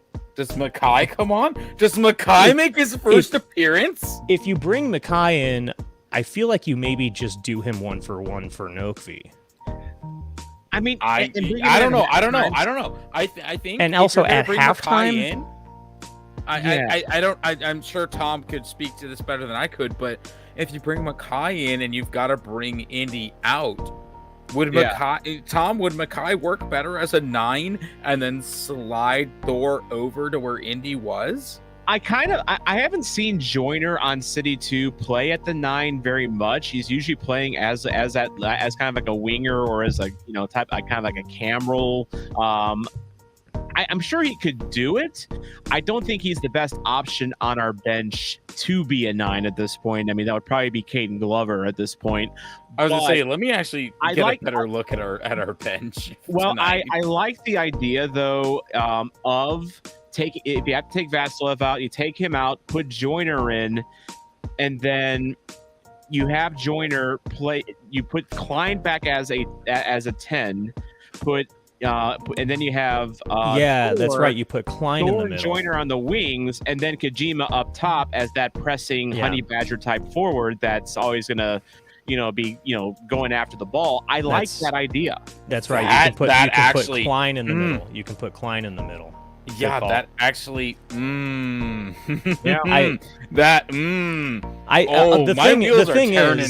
the thing is, I don't even think that necessarily my idea of putting Kojima up front is even really that good of an idea. It's just he's played it. Thor had some clunkers, and Kojima had the only decent shot that we had. But Thor is our best finisher this season, and no, he's not. Are you fucking kidding me? Of the people that are still available, of the people that are still available, Did you see his finishes tonight? Our people that are still available, you tell me someone that scored more goals than Thor. I mean, Johnny Klein hasn't played enough to outscore Thor, but I think over the course of a full season, I mean, I would rate Klein's ability to, put the ball in the net more than Thor. As of games played, you tell me someone that's finished better than Thor. Well, okay, yeah, all right. So you're stacking the deck.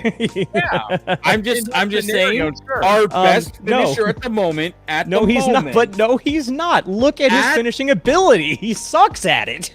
At the moment, Thor is our best finisher. You cannot take him off. Man, pray for me. Am I saying he's great at scoring? Am I saying he is our best finisher? Period. No. But at the moment, he's the only one putting the ball in the back of the net. How many shots on target did he have that half? I think that speaks more to the problem we have in attack than it does to Thor's ability. And I'm a Thor stan. I think it speaks more to our lack of ability to score than it does to his ability. Or I think we're about to go into the second half. Second half. Yeah, we're going into the second half. Guys, don't tear up the green room fighting each other over Thor. Too late.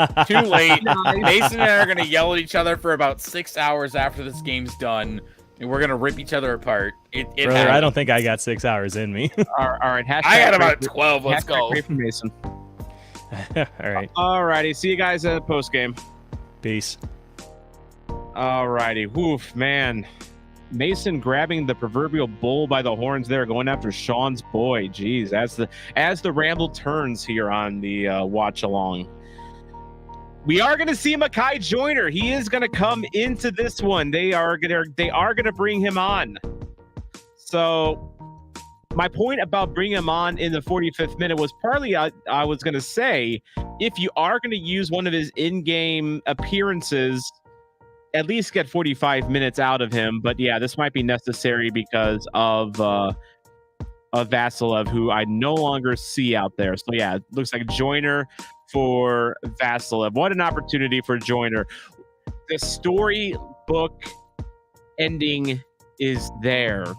Mekhi Joyner, 89th minute, game-tying or game-winning goal. You heard it here. It happened to Kojima this year in the CONCACAF.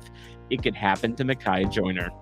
He has that in his locker. I've watched him at City 2. Mekhi Joyner is legit.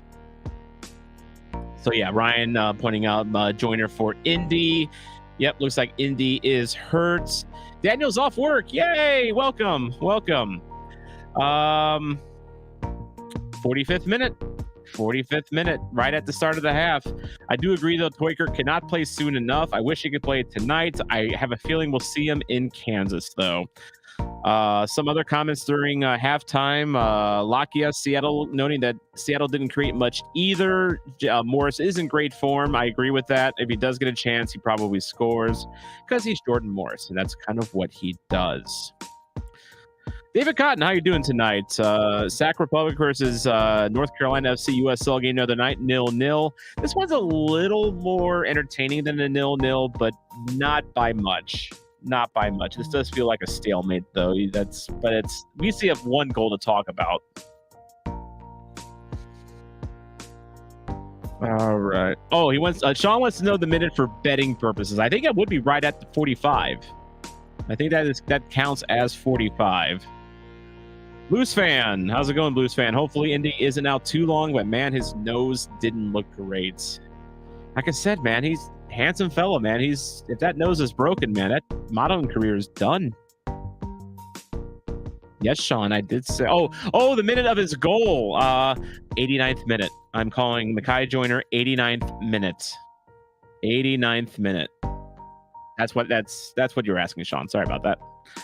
With Indy down, Daniel Betzel says we are up what I would call our 6 best attacking zone players: Klaus, Hartl, Toikert, Stelio, Alm, Indy. You can throw in Ostrak if you want to go for a full 7.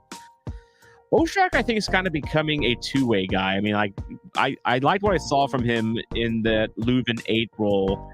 And Ostrak can press. He can make tackles. Like to me, Ostrak's kind of evolving into more of a two-way guy. Oh, nice long ball for Seattle. Oh, but he should have shot it though. He was trying to be unselfish, but he was off to the races there. I think he had a chance at goal if he took it. Of course, we're talking about Jake Henry's boy, Tomas Ostrak. The lines, the claims are being made here. So Jake Henry owned Tomas Ostrak is his guy. Thorson is Sean's guy. Kajima's my guy. We should have like a watch along draft of like who's your guy in chat. Like who is your number one guy for St. Louis City?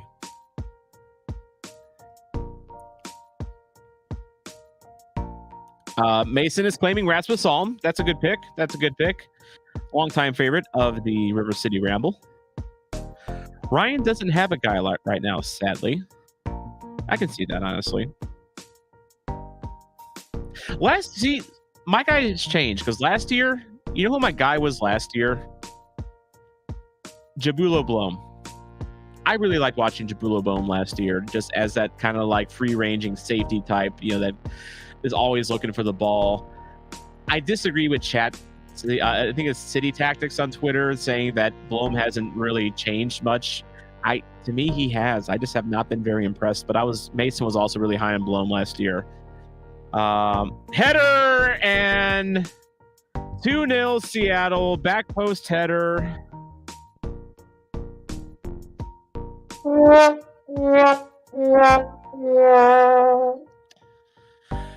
So I'm just going to wave goodbye to Hope. Hope is currently leaving the building right now. I wish Hope safe travels. It is 10:49 at night. Probably needing some rest. So Hope, it was good to see you there for about 49 minutes or so. But you're leaving now. So bye. Bye, Hope. Take care. Unbelievable is right. Sean's already looking forward to next year. Was that John Bell? Was that really John Bell? I think that was. Oh my God. Yeah, John Bell. John Bell scores against his old team. That's why he wasn't celebrating. Yeah, because he scored against his old team.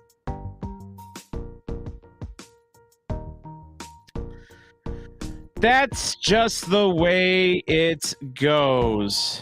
I don't know why Blom has fallen off this year. I think he's just a limited player, but they're not playing him to his strength this year. I think that's my guess.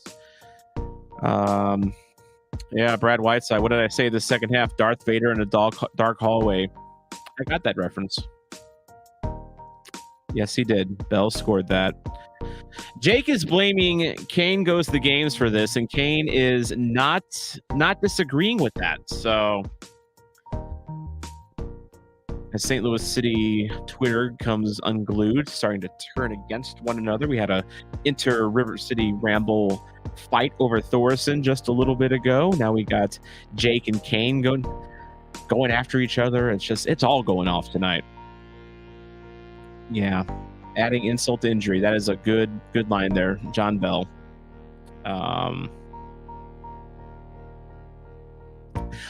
Now Kane is saying he was confirming it was Bell. It wasn't anything against Jake. Sure. I mean, I wouldn't try to instigate anything tonight, to distract me from this game. I mean, why would I do that? Why would I do that? Yep, Jake, it's too late. The battle lines have been drawn. 51-25 coming up at Mark.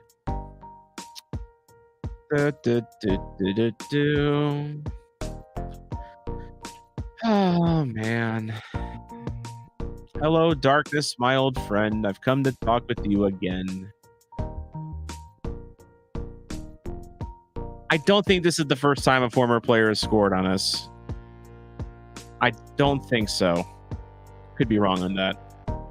Maybe I'm just blocking the last time out of my memory. Yeah, I was gonna say, Jake, Stroud scored against us. That's right, he did. He did. That was the first one. Daniel had zero hopes for this game anyway. This is the thing that happens every single watch along that I do. I go into games with zero expectations. We play well enough for me to have expectations, and then I get those expectations ripped away from me in the second half, and I feel bad about it. Is it better to have expectations and have them ripped away than have no expectations at all and then just get absolutely curb stomped? Comments in the chat. Oh, Jake saying that Stroud didn't score, he got an assist. I am not looking at the win probability. I was told by a very wise man named Ryan to not look at the Apple TV graphics. David's asking if it is time to head to the pub. I think the pubs are still open for at least another hour or two in St. Louis. Actually, I think they close at 1, I believe, and I know they're open later in Illinois. Not that I'm going to do that. I have my own booze here.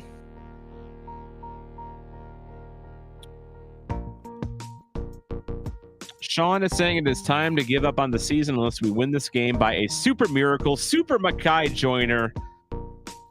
He's going to save us. Yeah, Sean, 1 a.m. stays at STL side. That's what I thought. Yeah, Mason. It is 1 o'clock. Sean's right. I just remembered that.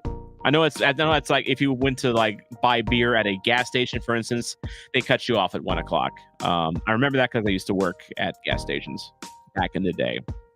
Unless that's changed since I worked there 20 years ago, but I don't think it has.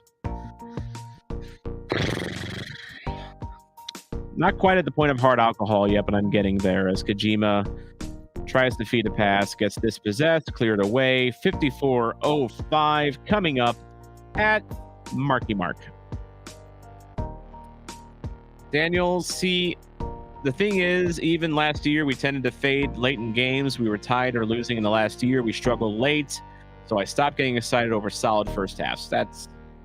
I think there's a lesson there for everyone to stop getting excited over first halves. I mean, not that I was really excited about this one. I mean, you heard our halftime chat. Joyner trying to get around Roldan. Forces a corner. God, Mackay looks like a child out there. I'm telling you though, this guy's good.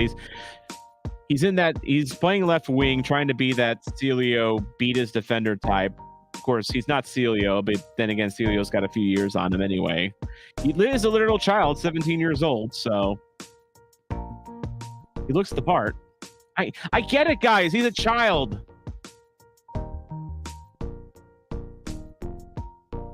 I want to see the baby. Do do do do do do do do. This is a child too.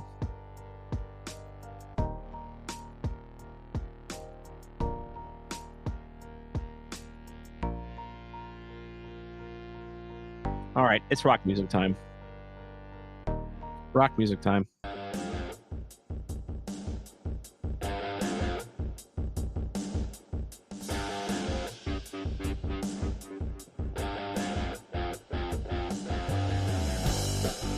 All right. Trying to get the ball in the box. Leuven distance. Leuven!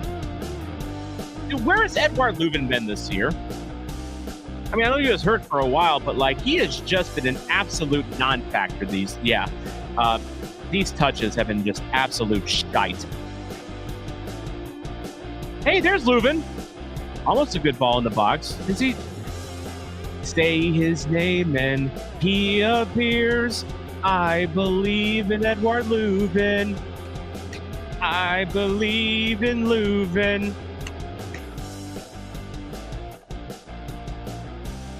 Let me know if you got that reference, by the way. I want to know how many wrestling fans are in this chat. Brad asking if Baby Yoda comes in a goal 3 or goal 4. I might give Baby Yoda a break tonight, honestly. Baby Yoda might actually be just like a bottle of whiskey tonight, honestly, because that's kind of where I'm at.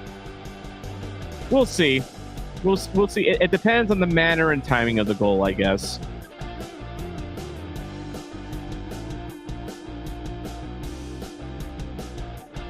Yes, Blues fan 316 understood the Joe Hendry reference.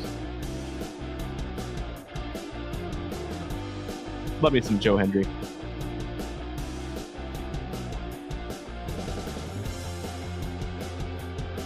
I think at goal 6, maybe Yoda just moves out. I think he just gives up and moves out. Dun dun dun dun dun dun dun dun dun dun. Love it. Love me some Shield. Still a believer that Dean Ambrose did not get a fair shake in WWE. I'm glad that he got to take off with Jon Moxley. I thought for sure when the Shield debuted that Dean Ambrose was going to be like the next Steve Austin for WWE. But Vince McMahon has to do Vince McMahon things. That's good shit, pal. And now look at Vince McMahon. Creep. All right, it is at least beer 30 now, so yeah, Dean Ambrose got the shortest of sticks after the Shield broke up. I agree. That gas mask that he wore, for God's sakes. 58-10, Mark. As we're going to see Akil Watts coming in for Jose Kojima. Jose Kojima, he's a guy that doesn't look like he has much body fat. I think he's sweated all of his body fat out. Did you see how? Look at him. His jersey is soaked. He's got the sweat on his neck. He's put in a shift tonight. He has put in a shift tonight. Stick taps to Jose. And the Kojima challenge was very, very mental. Yeah, yeah. Makai coming on and clanging heads with Stephen Fry. Nice. Brian Fraley, ironically, Roman Reigns took off after he finally was allowed to be a heel and pair with Heyman. That's what we were waiting on with Reigns for the longest time, and it happened. And yeah, Brad's saying we need Kojima for Saturday. I agree. But yeah, he just looked. I mean, his jersey was just drenched. It'd be a warm night in Seattle.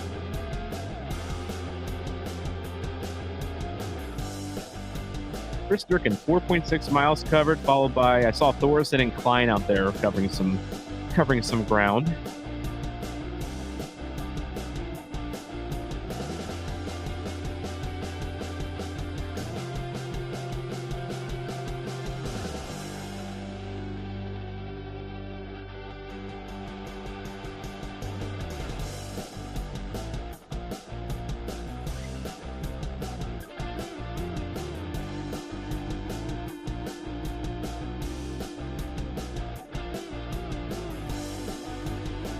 We have officially reached the come on, do stuff part of this game.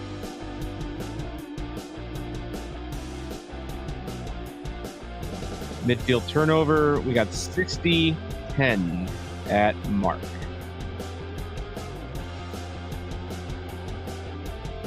This feels like 3. Oh, good clear, never mind. That was dangerous. But that was a bad, once the ball got to the box, that was a weird chip for a pass. Come on, Thorson, get there. Dang. I thought he had Reagan beat there. That was a good tackle by Reagan. Oh. All right, it was almost time for everyone's favorite game. All right, Sean is going to bed. Have a good night, Sean. Yeah, I don't blame you on that one. Only 72 in Seattle tonight, so.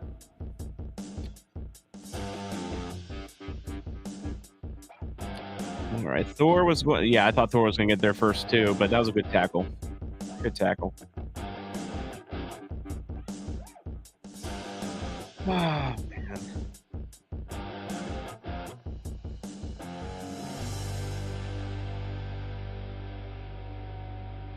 I don't know if it's the game or just, I mean, it is 11:01 right now. I mean, maybe I'm just kind of feeling it. Dragon.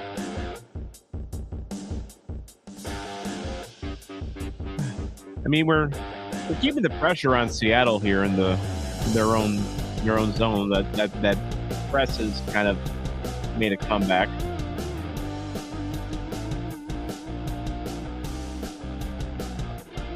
Not John Bell to score against this. Jeez.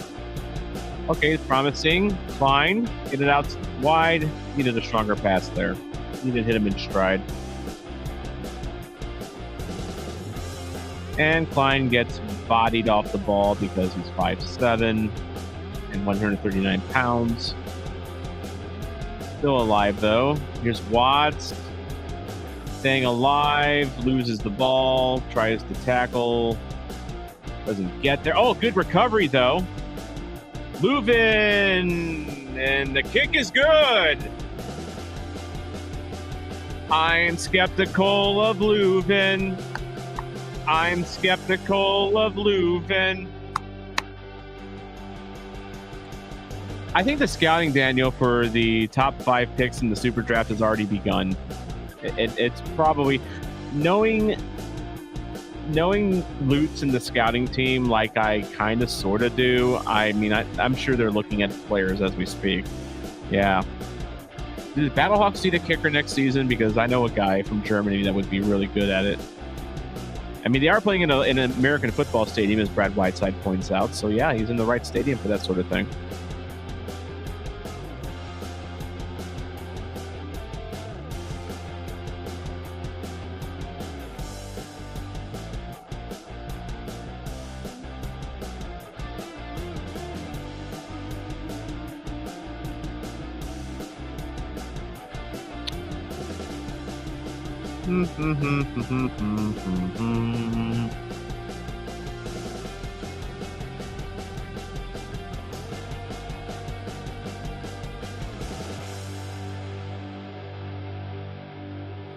Seattle's going to have a couple of subs here. Rui Diaz coming in. Leo Chu coming out. Know who's coming out as well. The first goal scorer for Seattle. I think. No, I said his name earlier. Oh, it's the Parker own goal. Duh. Yeah, I've already the Parker own goal was so bad. I've already just blacked that out from my mind there.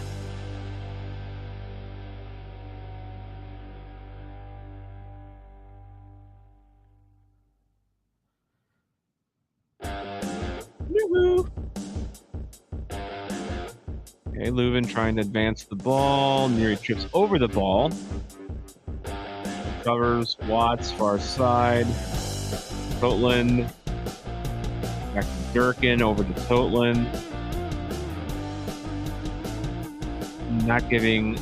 Seattle not giving a lot of space for the ball carrier, so Seattle's playing it back, or St. Louis is playing it back. Parker, back to Parker. Can something happen, please? Something interesting happen. Berkey with a pretty long ball to Joyner. Joyner trying to beat his man, rolled on. That's not gonna work. Not gonna work.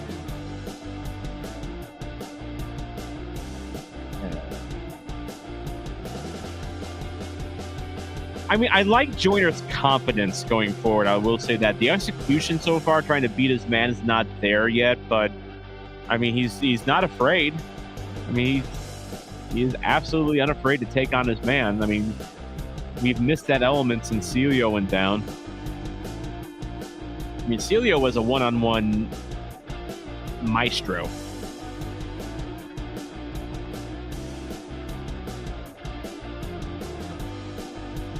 And that one is going to go off the head of Joyner and in for a deep throw.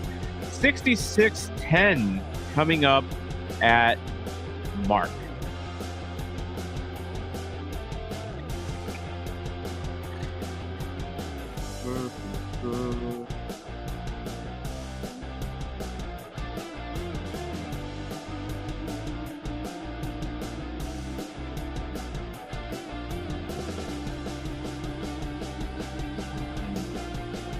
Well, at least I know that I'm going to have fun Saturday on the Santos bus for El Tragico.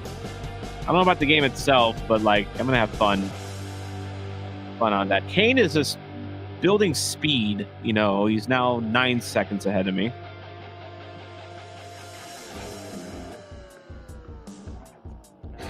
Mason is sitting quietly, and if you know Mason, Mason's not quiet. So that's how this game is going. The optimism has been dead a while.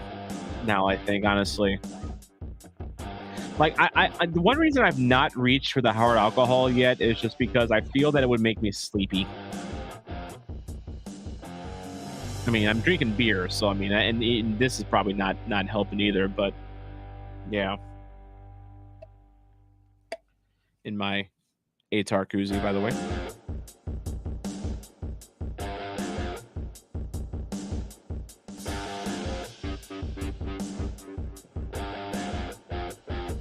And one thing about these summer soccer leagues that, local soccer leagues is that it feels like just as they're getting going, they end.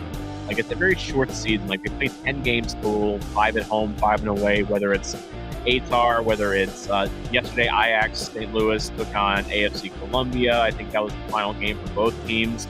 Mid-July. And they start in May, they end in July. I wish their seasons went a little longer, but not the point of those leagues. It's really kind of the point of the leagues is to have college players stay fresh for the most part. But support your local teams when you can. It's just you probably won't be able to support them now because the season's pretty much done. Unless you're a Peoria City fan. If you're a Peoria City fan, you get to enjoy your team in the USL 2 playoffs. Good luck to the 309 Ultras. Yeah. When I waved goodbye to Hope earlier, Optimism was walking, right along with Hope there. So yeah. Brad, just trying to make it this Saturday for an epic fun time. I agree. It is going to be a super duper fun time with the Santos on Saturday, win or lose. My livers might not have a good time, but I am going to definitely try to have a good time. And with the Santos, they bring it they're always the lively ones at the pre-match street party when they come down, Luligan Street, to prepare for the march. I mean, you always know they're coming. So it's going to be a good time. It is going to be a good time. You know what's not a good time is watching Seattle try to build towards the third goal here. Thankfully cleared out of the box. But Seattle still with possession. 69-30 coming up at Mark.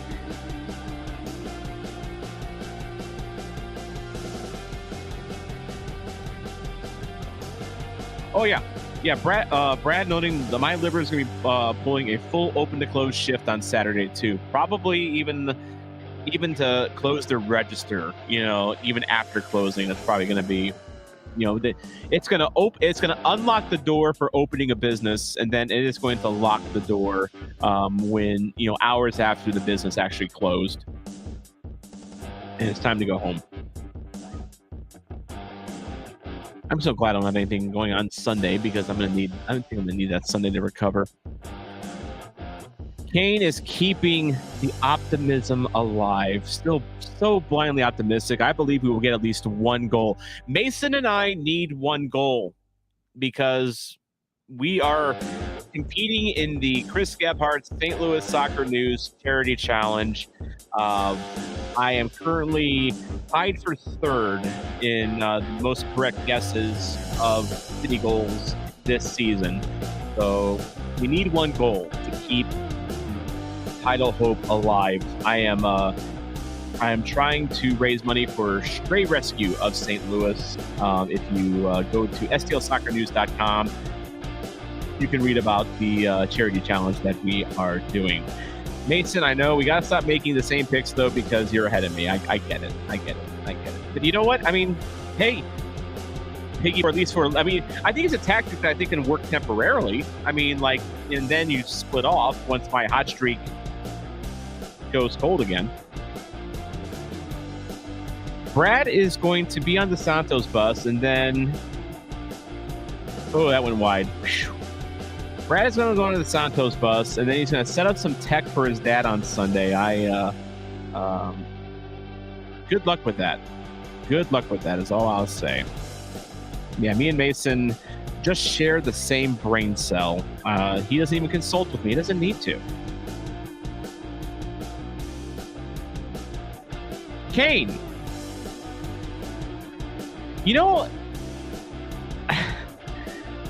Okay. Kane is a hero here because he just threw me $5. He just threw me $5 for a super chat here. I've made the joke, as again, nothing's happening in this game that's worth talking about.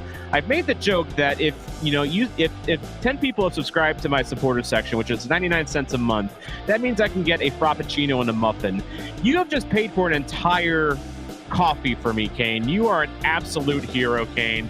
Bless you. Thank you. And I'll probably apply that $5 towards tequila for the Santos bus on Saturday. So it's going to a good cause. Muchas gracias.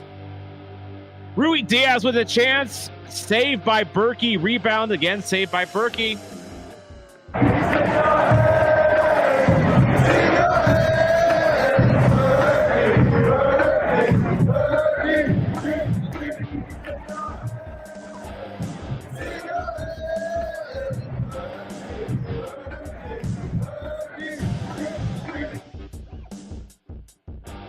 Okay. Kane, you started something here.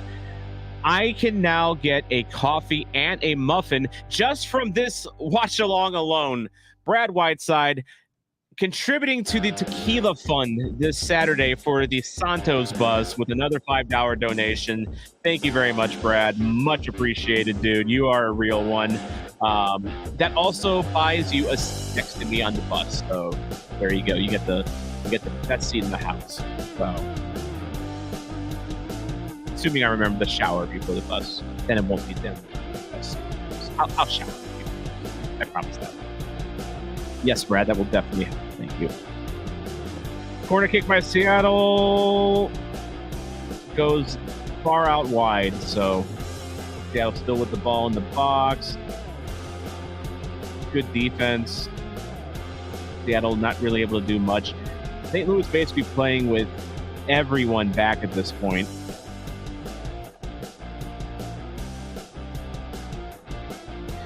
And that's going to be a foul. So Berkey Magic is back tonight. Get it back because he had back spasms. He's back. No, okay. Their optimism just now walked left. Just walked out the door after that. Let's see here. Kane is going into the super chats to entertain himself. Dude, I support that. Kane is a super dude, by the way. Kane is a super dude. I think we met at one of the SKC game earlier this year, and then you stopped by at the City 2 game. So I didn't even recognize Kane at the. Speaking of what does this do, I'm an idiot when it comes to matching names and faces sometimes, and so Kane at halftime at the SKC game earlier this year came up to me. I was hanging out by the concession area and we chatted for a bit, and I didn't even know who he was until like after the game. And he messaged me and it's like, it was so good to meet you at the game Saturday. I was like, oh shit, that was you. Oh man. My bad, Kane. My bad. You're my bad. I'm an idiot. As we got Jay Reed coming in.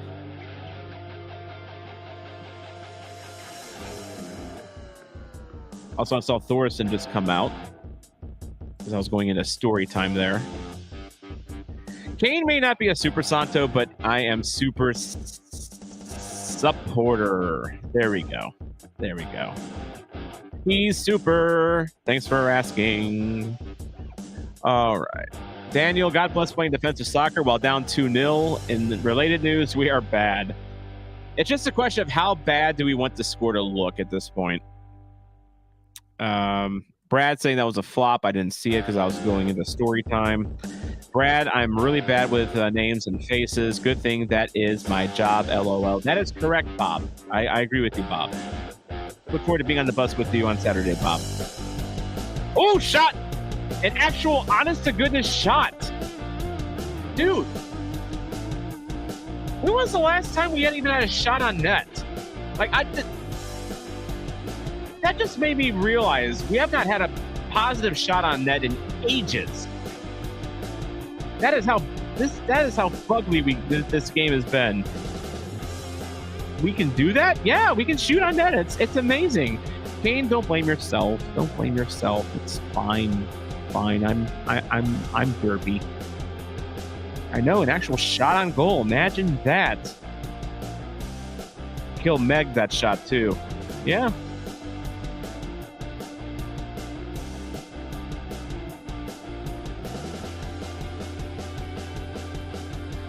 We have now hit the point where the commentators are talking about how great it is for the young kids to get experience in this game. That is how great this game is going so far. Like we are at the Pyrrhic victory part of this game, where it's about getting the kids some vital playing time.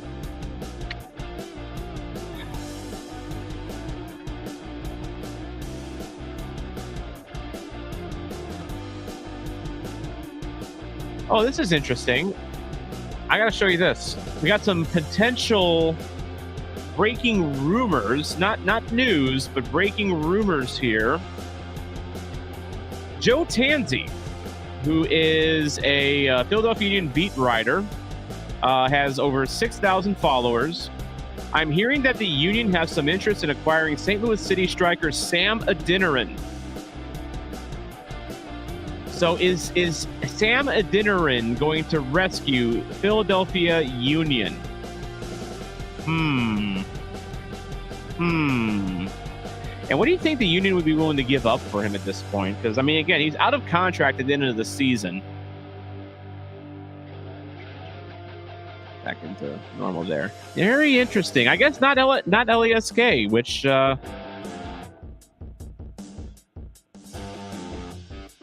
which would I usually Beth isn't wrong on those rumors, but I mean Beth wasn't saying like it was for sure he was going to Austria, so we'll see. Yeah, one international slot for him, please. It's not much. Time to do another giveaway to boost morale. Man, we need a gimmick at this point to get people back in this one.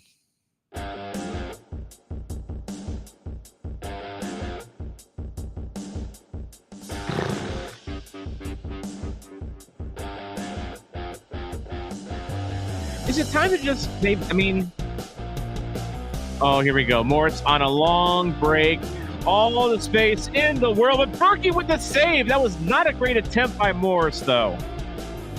And Morris knows it. He is on the ground and he is lamenting. That is a body language of a man that is currently hating life because he knows he could have done better. Morris just absolutely torches Canadian sensation Kyle Hebert and absolutely toes the ball into Berkey's shin. So, could be worse, guys. It could be worse. That was an absolute sitter. Kane is giving away his blind optimism. Jordan Morris giving away a surefire goal there. Andrew is sad about Sam. I am too, but sometimes things just don't work out. So Brad saying the best second game we watched this year was LAFC versus Salt Lake in the snow. Commentators started talking about woodland critters falling through the ceiling. We couldn't stop laughing about that. That's pretty funny. Yeah, such a great pass wasted on that Morris shot. I agree. That was a really good pass too. Yeah, and Mason, that is the best luck we have had all season. Literally. Berkey padding the highlight reel. Or I could really be dark and say that is going on the Berkey audition tape for when his contract is up after next season. Did I just go there? Is it time to start worrying about whether Berkey's going to hang around or not? Because I'm kind of getting worried at this point.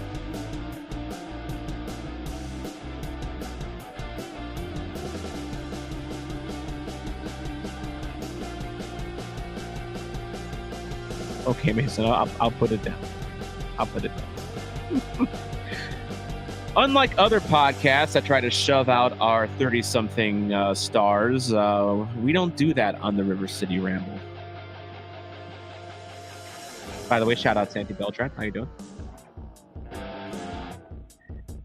Andrew, I just kind of did. I just kind of went there. But Kane, you know what? Kane is on that optimism streak. We're winning the Supporter Shield and the Cup next season, hopefully, so he'll want to stay.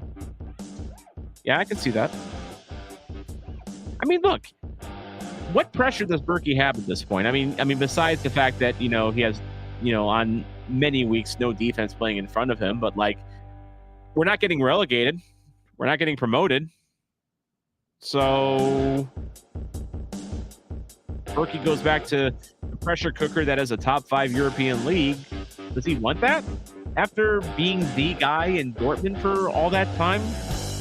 I don't blame him for wanting to play in MLS and, not have all that pressure on. I don't blame him, honestly. Okay. Andrew is saying, let's enjoy now. But right now, we have a Joachim Nilsson on the ground that looked like a non-contact. That looked, oh my God. Is this another long-term Joachim Nilsson injury here? The dude cannot stay healthy.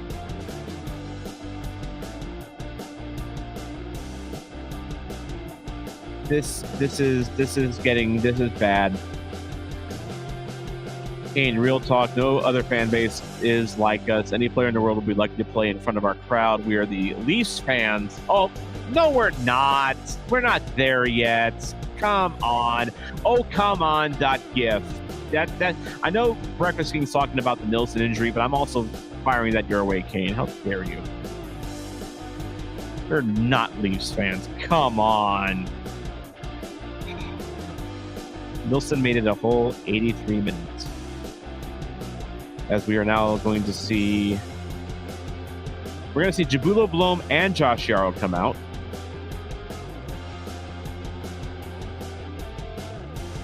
Another injury.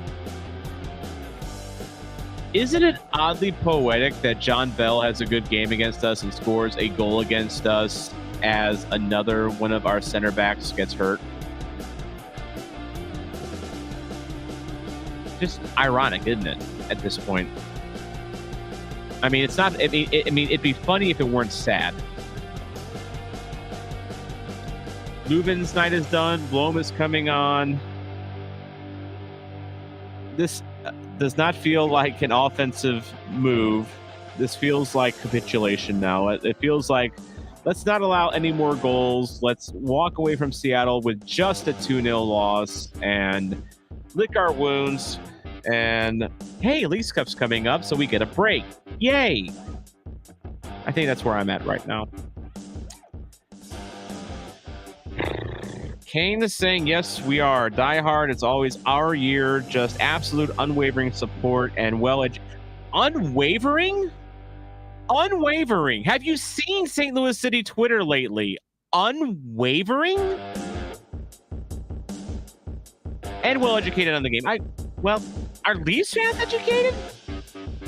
Are they really educated? Really? Really? Have you talked to a little Leafs fan lately? Good saying. And yes, this is observation 1.5 seasons in. Okay. Name says that doesn't count. Every Twitter fan abuse sucks. I'm talking about the fans that show up. Okay, I see the point. I see the point. I just don't like Leafs fans. That's my problem. I'm triggered by that. I'm so triggered by that. Mason pointing out that Nilsson got that terrible injury on national right after he signed for us, and then went to from Rising Star to Albatross. Really gutting. I agree. I mean, he's been fine when he's healthy. It's just he's not healthy. And unlike Torrey Krug, we don't have LTIR to put him on. So, yeah. Daniel, stop me if you heard this before. Joachim Nilsson is hurt. Again. Went down to a non-contact injury. That's what you missed. If you ate that food, try to keep it down. Don't try to vomit it out because, yeah. No, I am not GD kidding. It actually happened. It actually happened. Because that is how we roll.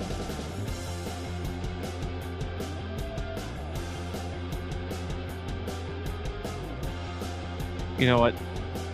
The rock music isn't helping. It's time for some Western. I'm going to be rebellious at this point. I know we don't play country music at games, but this vibes right now.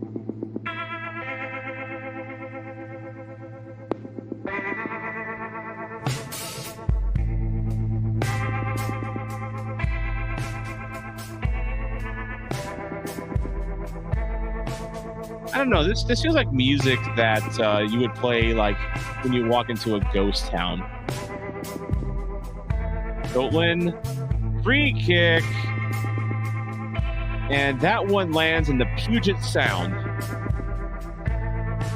I agree, commentator. Small microcosm. 88th minute at March. Exactly. Brad, I don't actually have a problem with Seattle, but LAFC I'm starting to have an issue with. That Colorado versus LA game was so fun to watch this past Sunday. I agree. Horrible ball by Tots.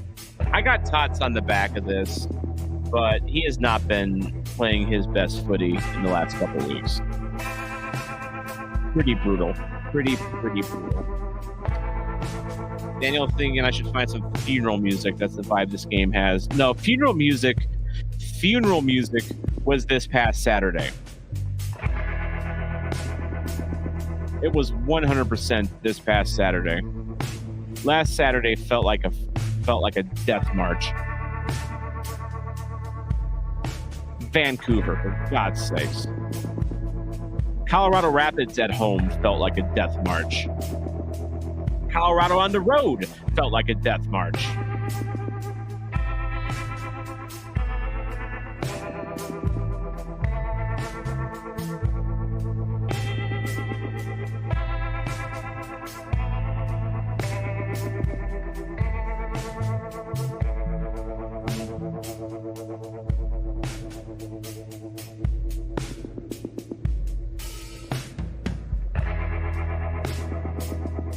I'm amazed that it is 11:30 in an absolutely blasé 2-0 loss. Probably going to be a 3-0 loss here soon. And there's still 11 of you sickos that are in this watch along. Thank you guys so much for joining. Because if I didn't have this watch along, I would be just sitting here watching the game by myself in my apartment with no one to talk to.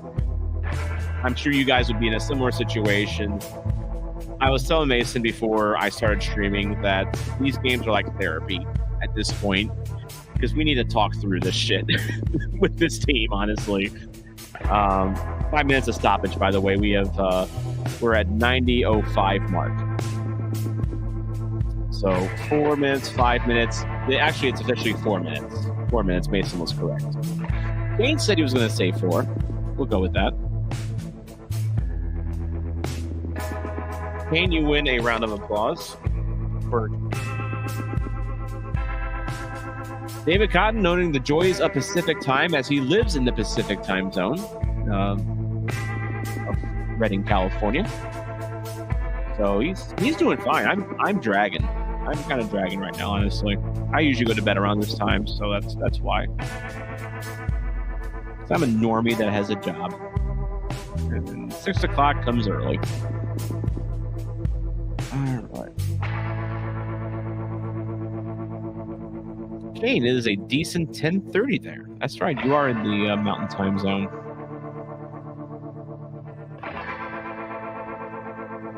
Brad, I appreciate that. I really do appreciate that. These have become a highlight for me, and I really do enjoy doing them. You know, it's you guys make it fun because you guys are active in the chat, and you know it makes things go along here. So I appreciate that. I'm no Convincio. I mean, Convincio's got this format on lock, but got to start somewhere. So really, thank you guys.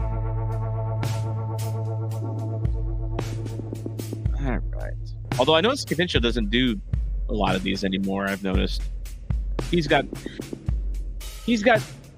workings that he's got another channel that he does. He edits for someone. He's doing stuff for goal.com. He's a busy dude, that Convincio. Hope he does a watch along or a reaction video for El Tragico Saturday, because I definitely want to see that. And yeah, as Mason points out, his team stinks as well.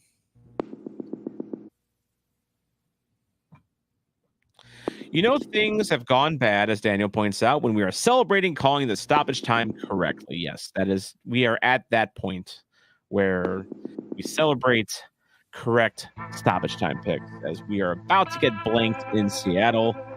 So, yeah.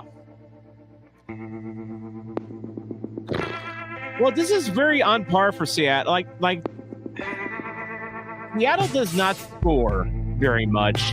They just don't allow anything either. This feels like a very Seattle game, to be fair. Like, this is the type of game that Seattle is very content to play.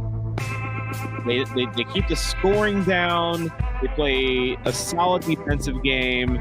They do just enough on offense. But they never go for broke. They just eat the ball the whole game. They dictate the flow. They dictate the tempo. And they just play a very slow tempo game. They lull teams to sleep. But they are going to get a free kick here in a dangerous spot. Caden Glover was being naughty. One of our fabulous flying 17-year-olds.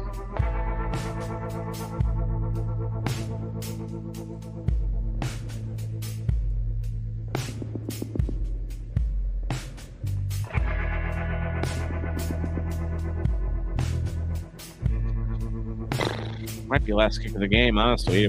Kind of wish it is. And it's a shot right at Berkey.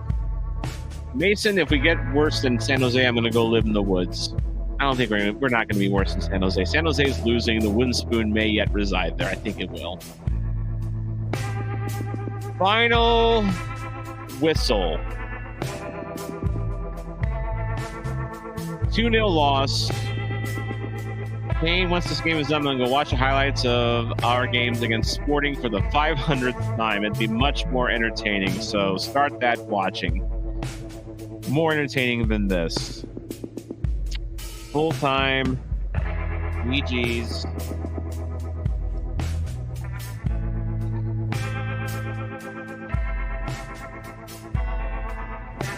All right. Mason, bringing him on here as he this game was so thrilling that he had to light up a cigarette afterwards. Look, man, we all got our vices. We got to cope with this somehow. Vice, right? Yeah, number 2 for me. I needed 2 to get through this one. Oh, you're on number 2. This is number 2. I'm about to open number 6. Jeez. Well, that'll be me and Brad Whiteside on the Santos bus this coming Saturday. But, dude, just what an absolute. This was a stinker. Of all the games that have been played, that is certainly one of them. Yeah, that's the thing, right?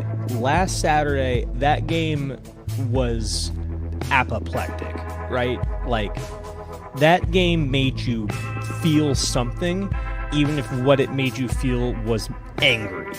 It made you mad. It made you feel something. You reacted to it like a work of art. Yeah. This game sucked. This game was just a fucking stinker. We just went out there and there was 90 minutes of soccer played. Seattle scored 2 goals. Well, Seattle scored 1 goal. And one of them was an own goal. Yeah, and then we leave, and there is nothing much to say about it except for Berkey made a decent save on Rui Diaz. He did. I mean, Berkey looked okay tonight. It's such a weird game to look at because, again, when you look at Seattle's track record this year, I was making that point earlier, like, this feels like a very Seattle game where it's just they keep it low scoring, they smother the ball, they play at a slow tempo, looking for those breaks for Jordan Morris. And it's just, if you're a Seattle fan, it's like, yeah, it's typical Seattle, but it's just, it's such a weird game to judge because, like, lately we've just been so abysmal that, like, we after Saturday, like, the 4 of us, needed to rant outside of Schlafly for a little bit, just to, get it off our chest. We had to crash a wedding party in order to make that game bearable. But it just, tonight it wasn't that so much that we were bad. It was just, as Kane says here, yawn. Just an absolute yawn. I mean, almost could have been a 0-0 game. It kind of had that kind of pace to it. It vibes like a 0-0 game, even It though the does. scoreline is not 0-0. It does. Yeah, this game was a fucking clunker, man. I don't really know what else to say. It stinks. And also, Seattle has our number. Have we ever beaten Seattle? Like, well, and Tim Parker has our number, in Seattle. Matt, apparently, the social media pointed out there. maybe we should sell them to them. Yeah, Brad Whiteside, have a good night. David Cotton, have a good night. Get some rest. We're gonna need it for. So long, folks. Yeah, absolutely. I really don't have anything else to say about this except that. You know what? I don't have anything. I really just don't have anything. I mean, we're going to go to Kansas on Saturday. We're going to get our new toys. Cedric Wickert and Jake Girdwood-Reich, I assume, are going to play. Yeah, because the transfer... Well, actually, does the transfer window open at midnight Eastern time? I think it's Eastern. So it's been open for 40 minutes. But, we select the roster beforehand, so, we couldn't, get yeah, obviously. Tonight, but so that means that we got the boys. Yeah. The boys are here.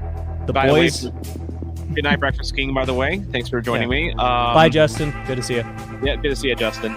Enjoy those Liverpool scarves that I got you a few months ago. Hope you still are. Brad, also, at one point, was it a good idea to get rid of Bradley? I can't. That's a hard one to judge because we don't truly know what goes on in the locker room, and in training and all that. So, that's one of those. I'm just you know what, Lutz, I trust you. Fine. So here is kind of my take on it, especially in hindsight. But this was more or less my opinion of it at the time. It's a little bit more refined in hindsight. Is that I think that it was pretty clear to everyone that this was a combination of injuries and lack of talent and lack of effort by players on the pitch. And it was not necessarily a coaching problem, but when there are problems like that, the coach is always the first to go. It doesn't matter whether it's the coach's fault or not. The coach could be completely absolved of those problems and he's still the first to go. I don't necessarily think that Bradley is completely absolved of them. I think that he had a little bit of locker room issues. I think he might have lost the guys a little bit. I think it was a little hasty to pull the plug, but I think that now that it's happened, and in hindsight we can see even if Bradley was an issue, it was not Bradley, right? It wasn't just him. Because bringing Hackworth in has not fixed it. Well, no, it hasn't. But I mean, you make the move at the time because, and as it was kind of alluded to, there's a locker room dynamic issue going on right now, and one of the easiest ways to change a locker room dynamic starts at the top with a head coach. You get someone in that brings a different perspective, gives players that may not have had a chance before another chance. That's the idea behind it. Now, of course, the execution, as we've seen, Mason, not there. It has not been there yet, and I'm very high on Marcel Hartl. I'm very high on Cedric Teukert. Are they enough to right the ship? I don't think so. They're not enough to save this season, but they are fantastic players that if we keep the pedal to the metal on finding new talent in the winter window, could mean that we could really go somewhere next year. Yeah. The thing is, they aren't enough for us to do well next year, because MLS outpaced us in talent acquisition last offseason. Yeah. The rest of the league got really exceptional talent, and we hit on Tottenham, basically. Well, and then we really need to genuinely go out and pursue really good players in the winter window. Yeah. And you might just have to bite the bullet and pay the transfer fee. I don't know if having bitten the bullet and paid for Cedric Teuchert's transfer fee to get him in earlier would have saved this season. Probably not, all else being equal, but you eventually will have to bite that bullet. Yeah, and I think the issue with Teukert wasn't so much that we wouldn't pay for him. I don't think Hanover necessarily wanted him to go. That's the thing. Like I think that's why they jacked his transfer fee up so high. They still thought they had a chance at promotion. Toy Crew had been a big part of that. So I think there was, two forces. I think that's why they jacked his transfer fee so high that we would refuse to pay it. And then, and as Daniel Betzel points out here, I don't think the effort level was the problem before he left. I think that we're under-talented after the injuries, which I think is a valid point. He also says, and I think this is very valid, the effort level has dropped to him since Carnell left. We were talking about that Saturday, Mason, at the game at City Park, like how lackadaisical we looked. It was plain to see. It was plain to see for everybody on Saturday. I think the thing is whether Bradley had lost the locker room or not. Bradley leaving means that that Hackworth has to come in and rebuild that locker room. Yeah, it just does. They aren't going to they're all professionals. They're all going to do their best, but you're not immediately going to just rally around this new guy, especially when I think that it was kind of a surprise to everybody, players included, that Carnell was cut so quick.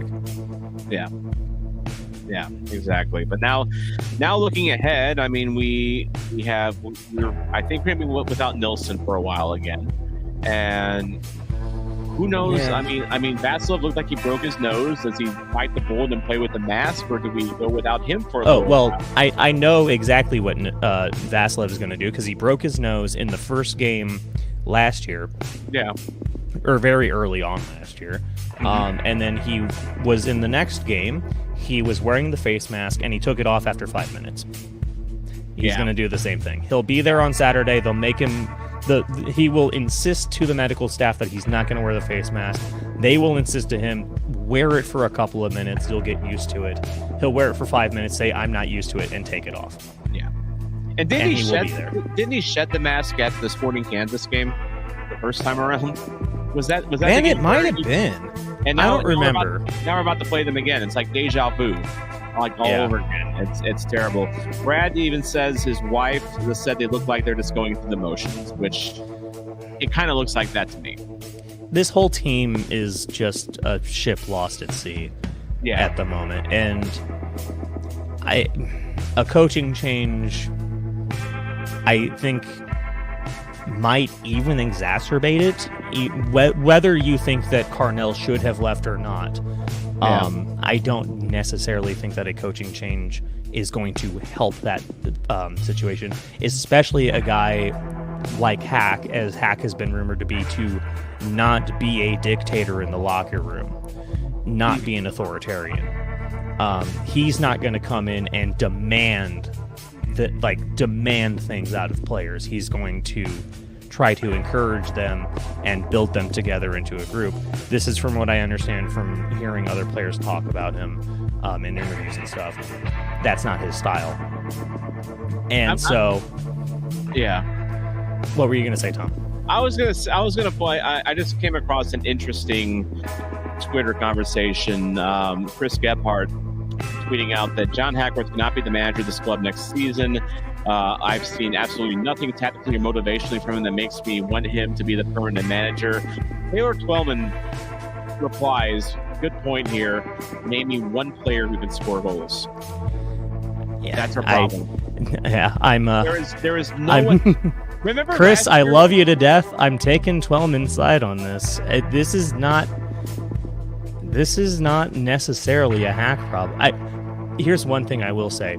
I think that Hack has made some confusing borderline on irresponsible tactical decisions sometimes.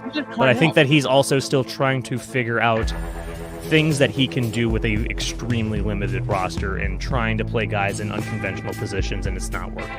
Yeah. And how many games has he coached now? Like 4? He was number 4. Yeah. And it's like, it was San Jose, and then it was Vancouver this past Saturday, now Seattle, and then what was the Rapids. So yeah, 4. Yeah, I think that's a little bit too early to call there. I mean, he's also dealing with, like, again, Vasilov went down, Nilsson went down. There's 2 more injuries. I mean, we're just at this point we're just absolutely going down like the Hindenburg at this point. You know what? I was going to say, when Nilsson went down, well, at least it wasn't preceded with another injury that might have been even worse. But then it's like, well, Indy's injury wasn't worse, but as a matter of fact, it was preceded by another injury, just like with the last time Nilsson went out after Celio broke his goddamn leg. Yeah, exactly.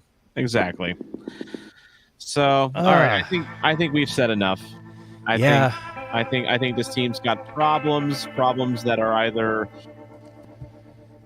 due to bad luck with injuries or just something institutional that we're not fully privy to. I just think back to like this time last year when we were scoring goals for fun, and we had so many players that could just Leuven was always a threat to score goals, and where has he been this year? I mean, it's hard to really blame Leuven. Like his mind is obviously elsewhere, but it does mean that basically our most talented player on the pitch right now is not playing up to snuff, and everyone else kind of sucks.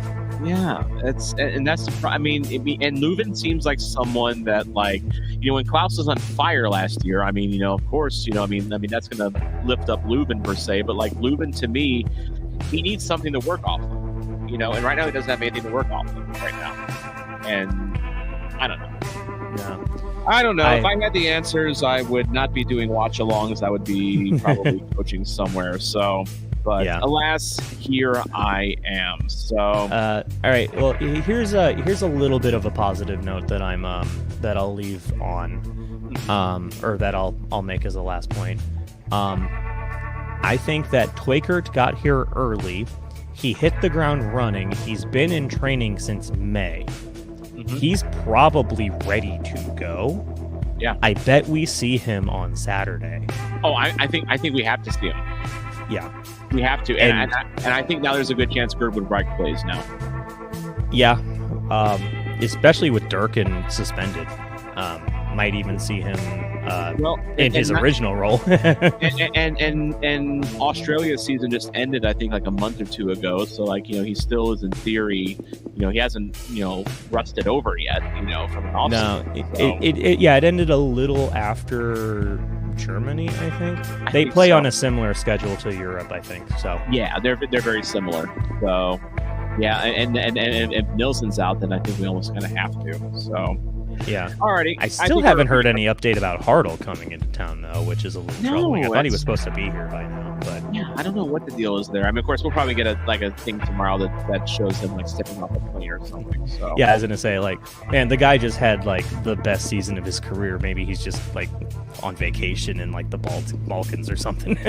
Definitely. Alrighty, well, I think it's time to close up shop. Mason, thanks for joining me for this ride once again. It's going to be a little while before I do another one because, this was the last away game. Well, I mean, I'm going to KC on Saturday, so obviously no watch along then. The summer friendlies are going to happen, so I'm not going to do those. So it's going to be a little bit. I think probably about this time next month. I think we come back to an away game. I think, right? Yeah, 24th against Atlanta. I want to say for some reason.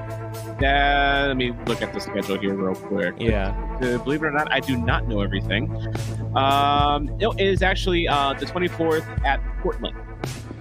Well, I got the date right. You got the date right. So the next watch along will be the return of the MLS regular season, Saturday, August 24th at the Portland Timbers. And in the meantime, I'm going to be doing my traveling during the summer friendlies. So watch for those vlogs. Watch for the vlog from this Saturday at Kansas with the Santos. And it's going to be a good time, win or lose, because there will be alcohol involved.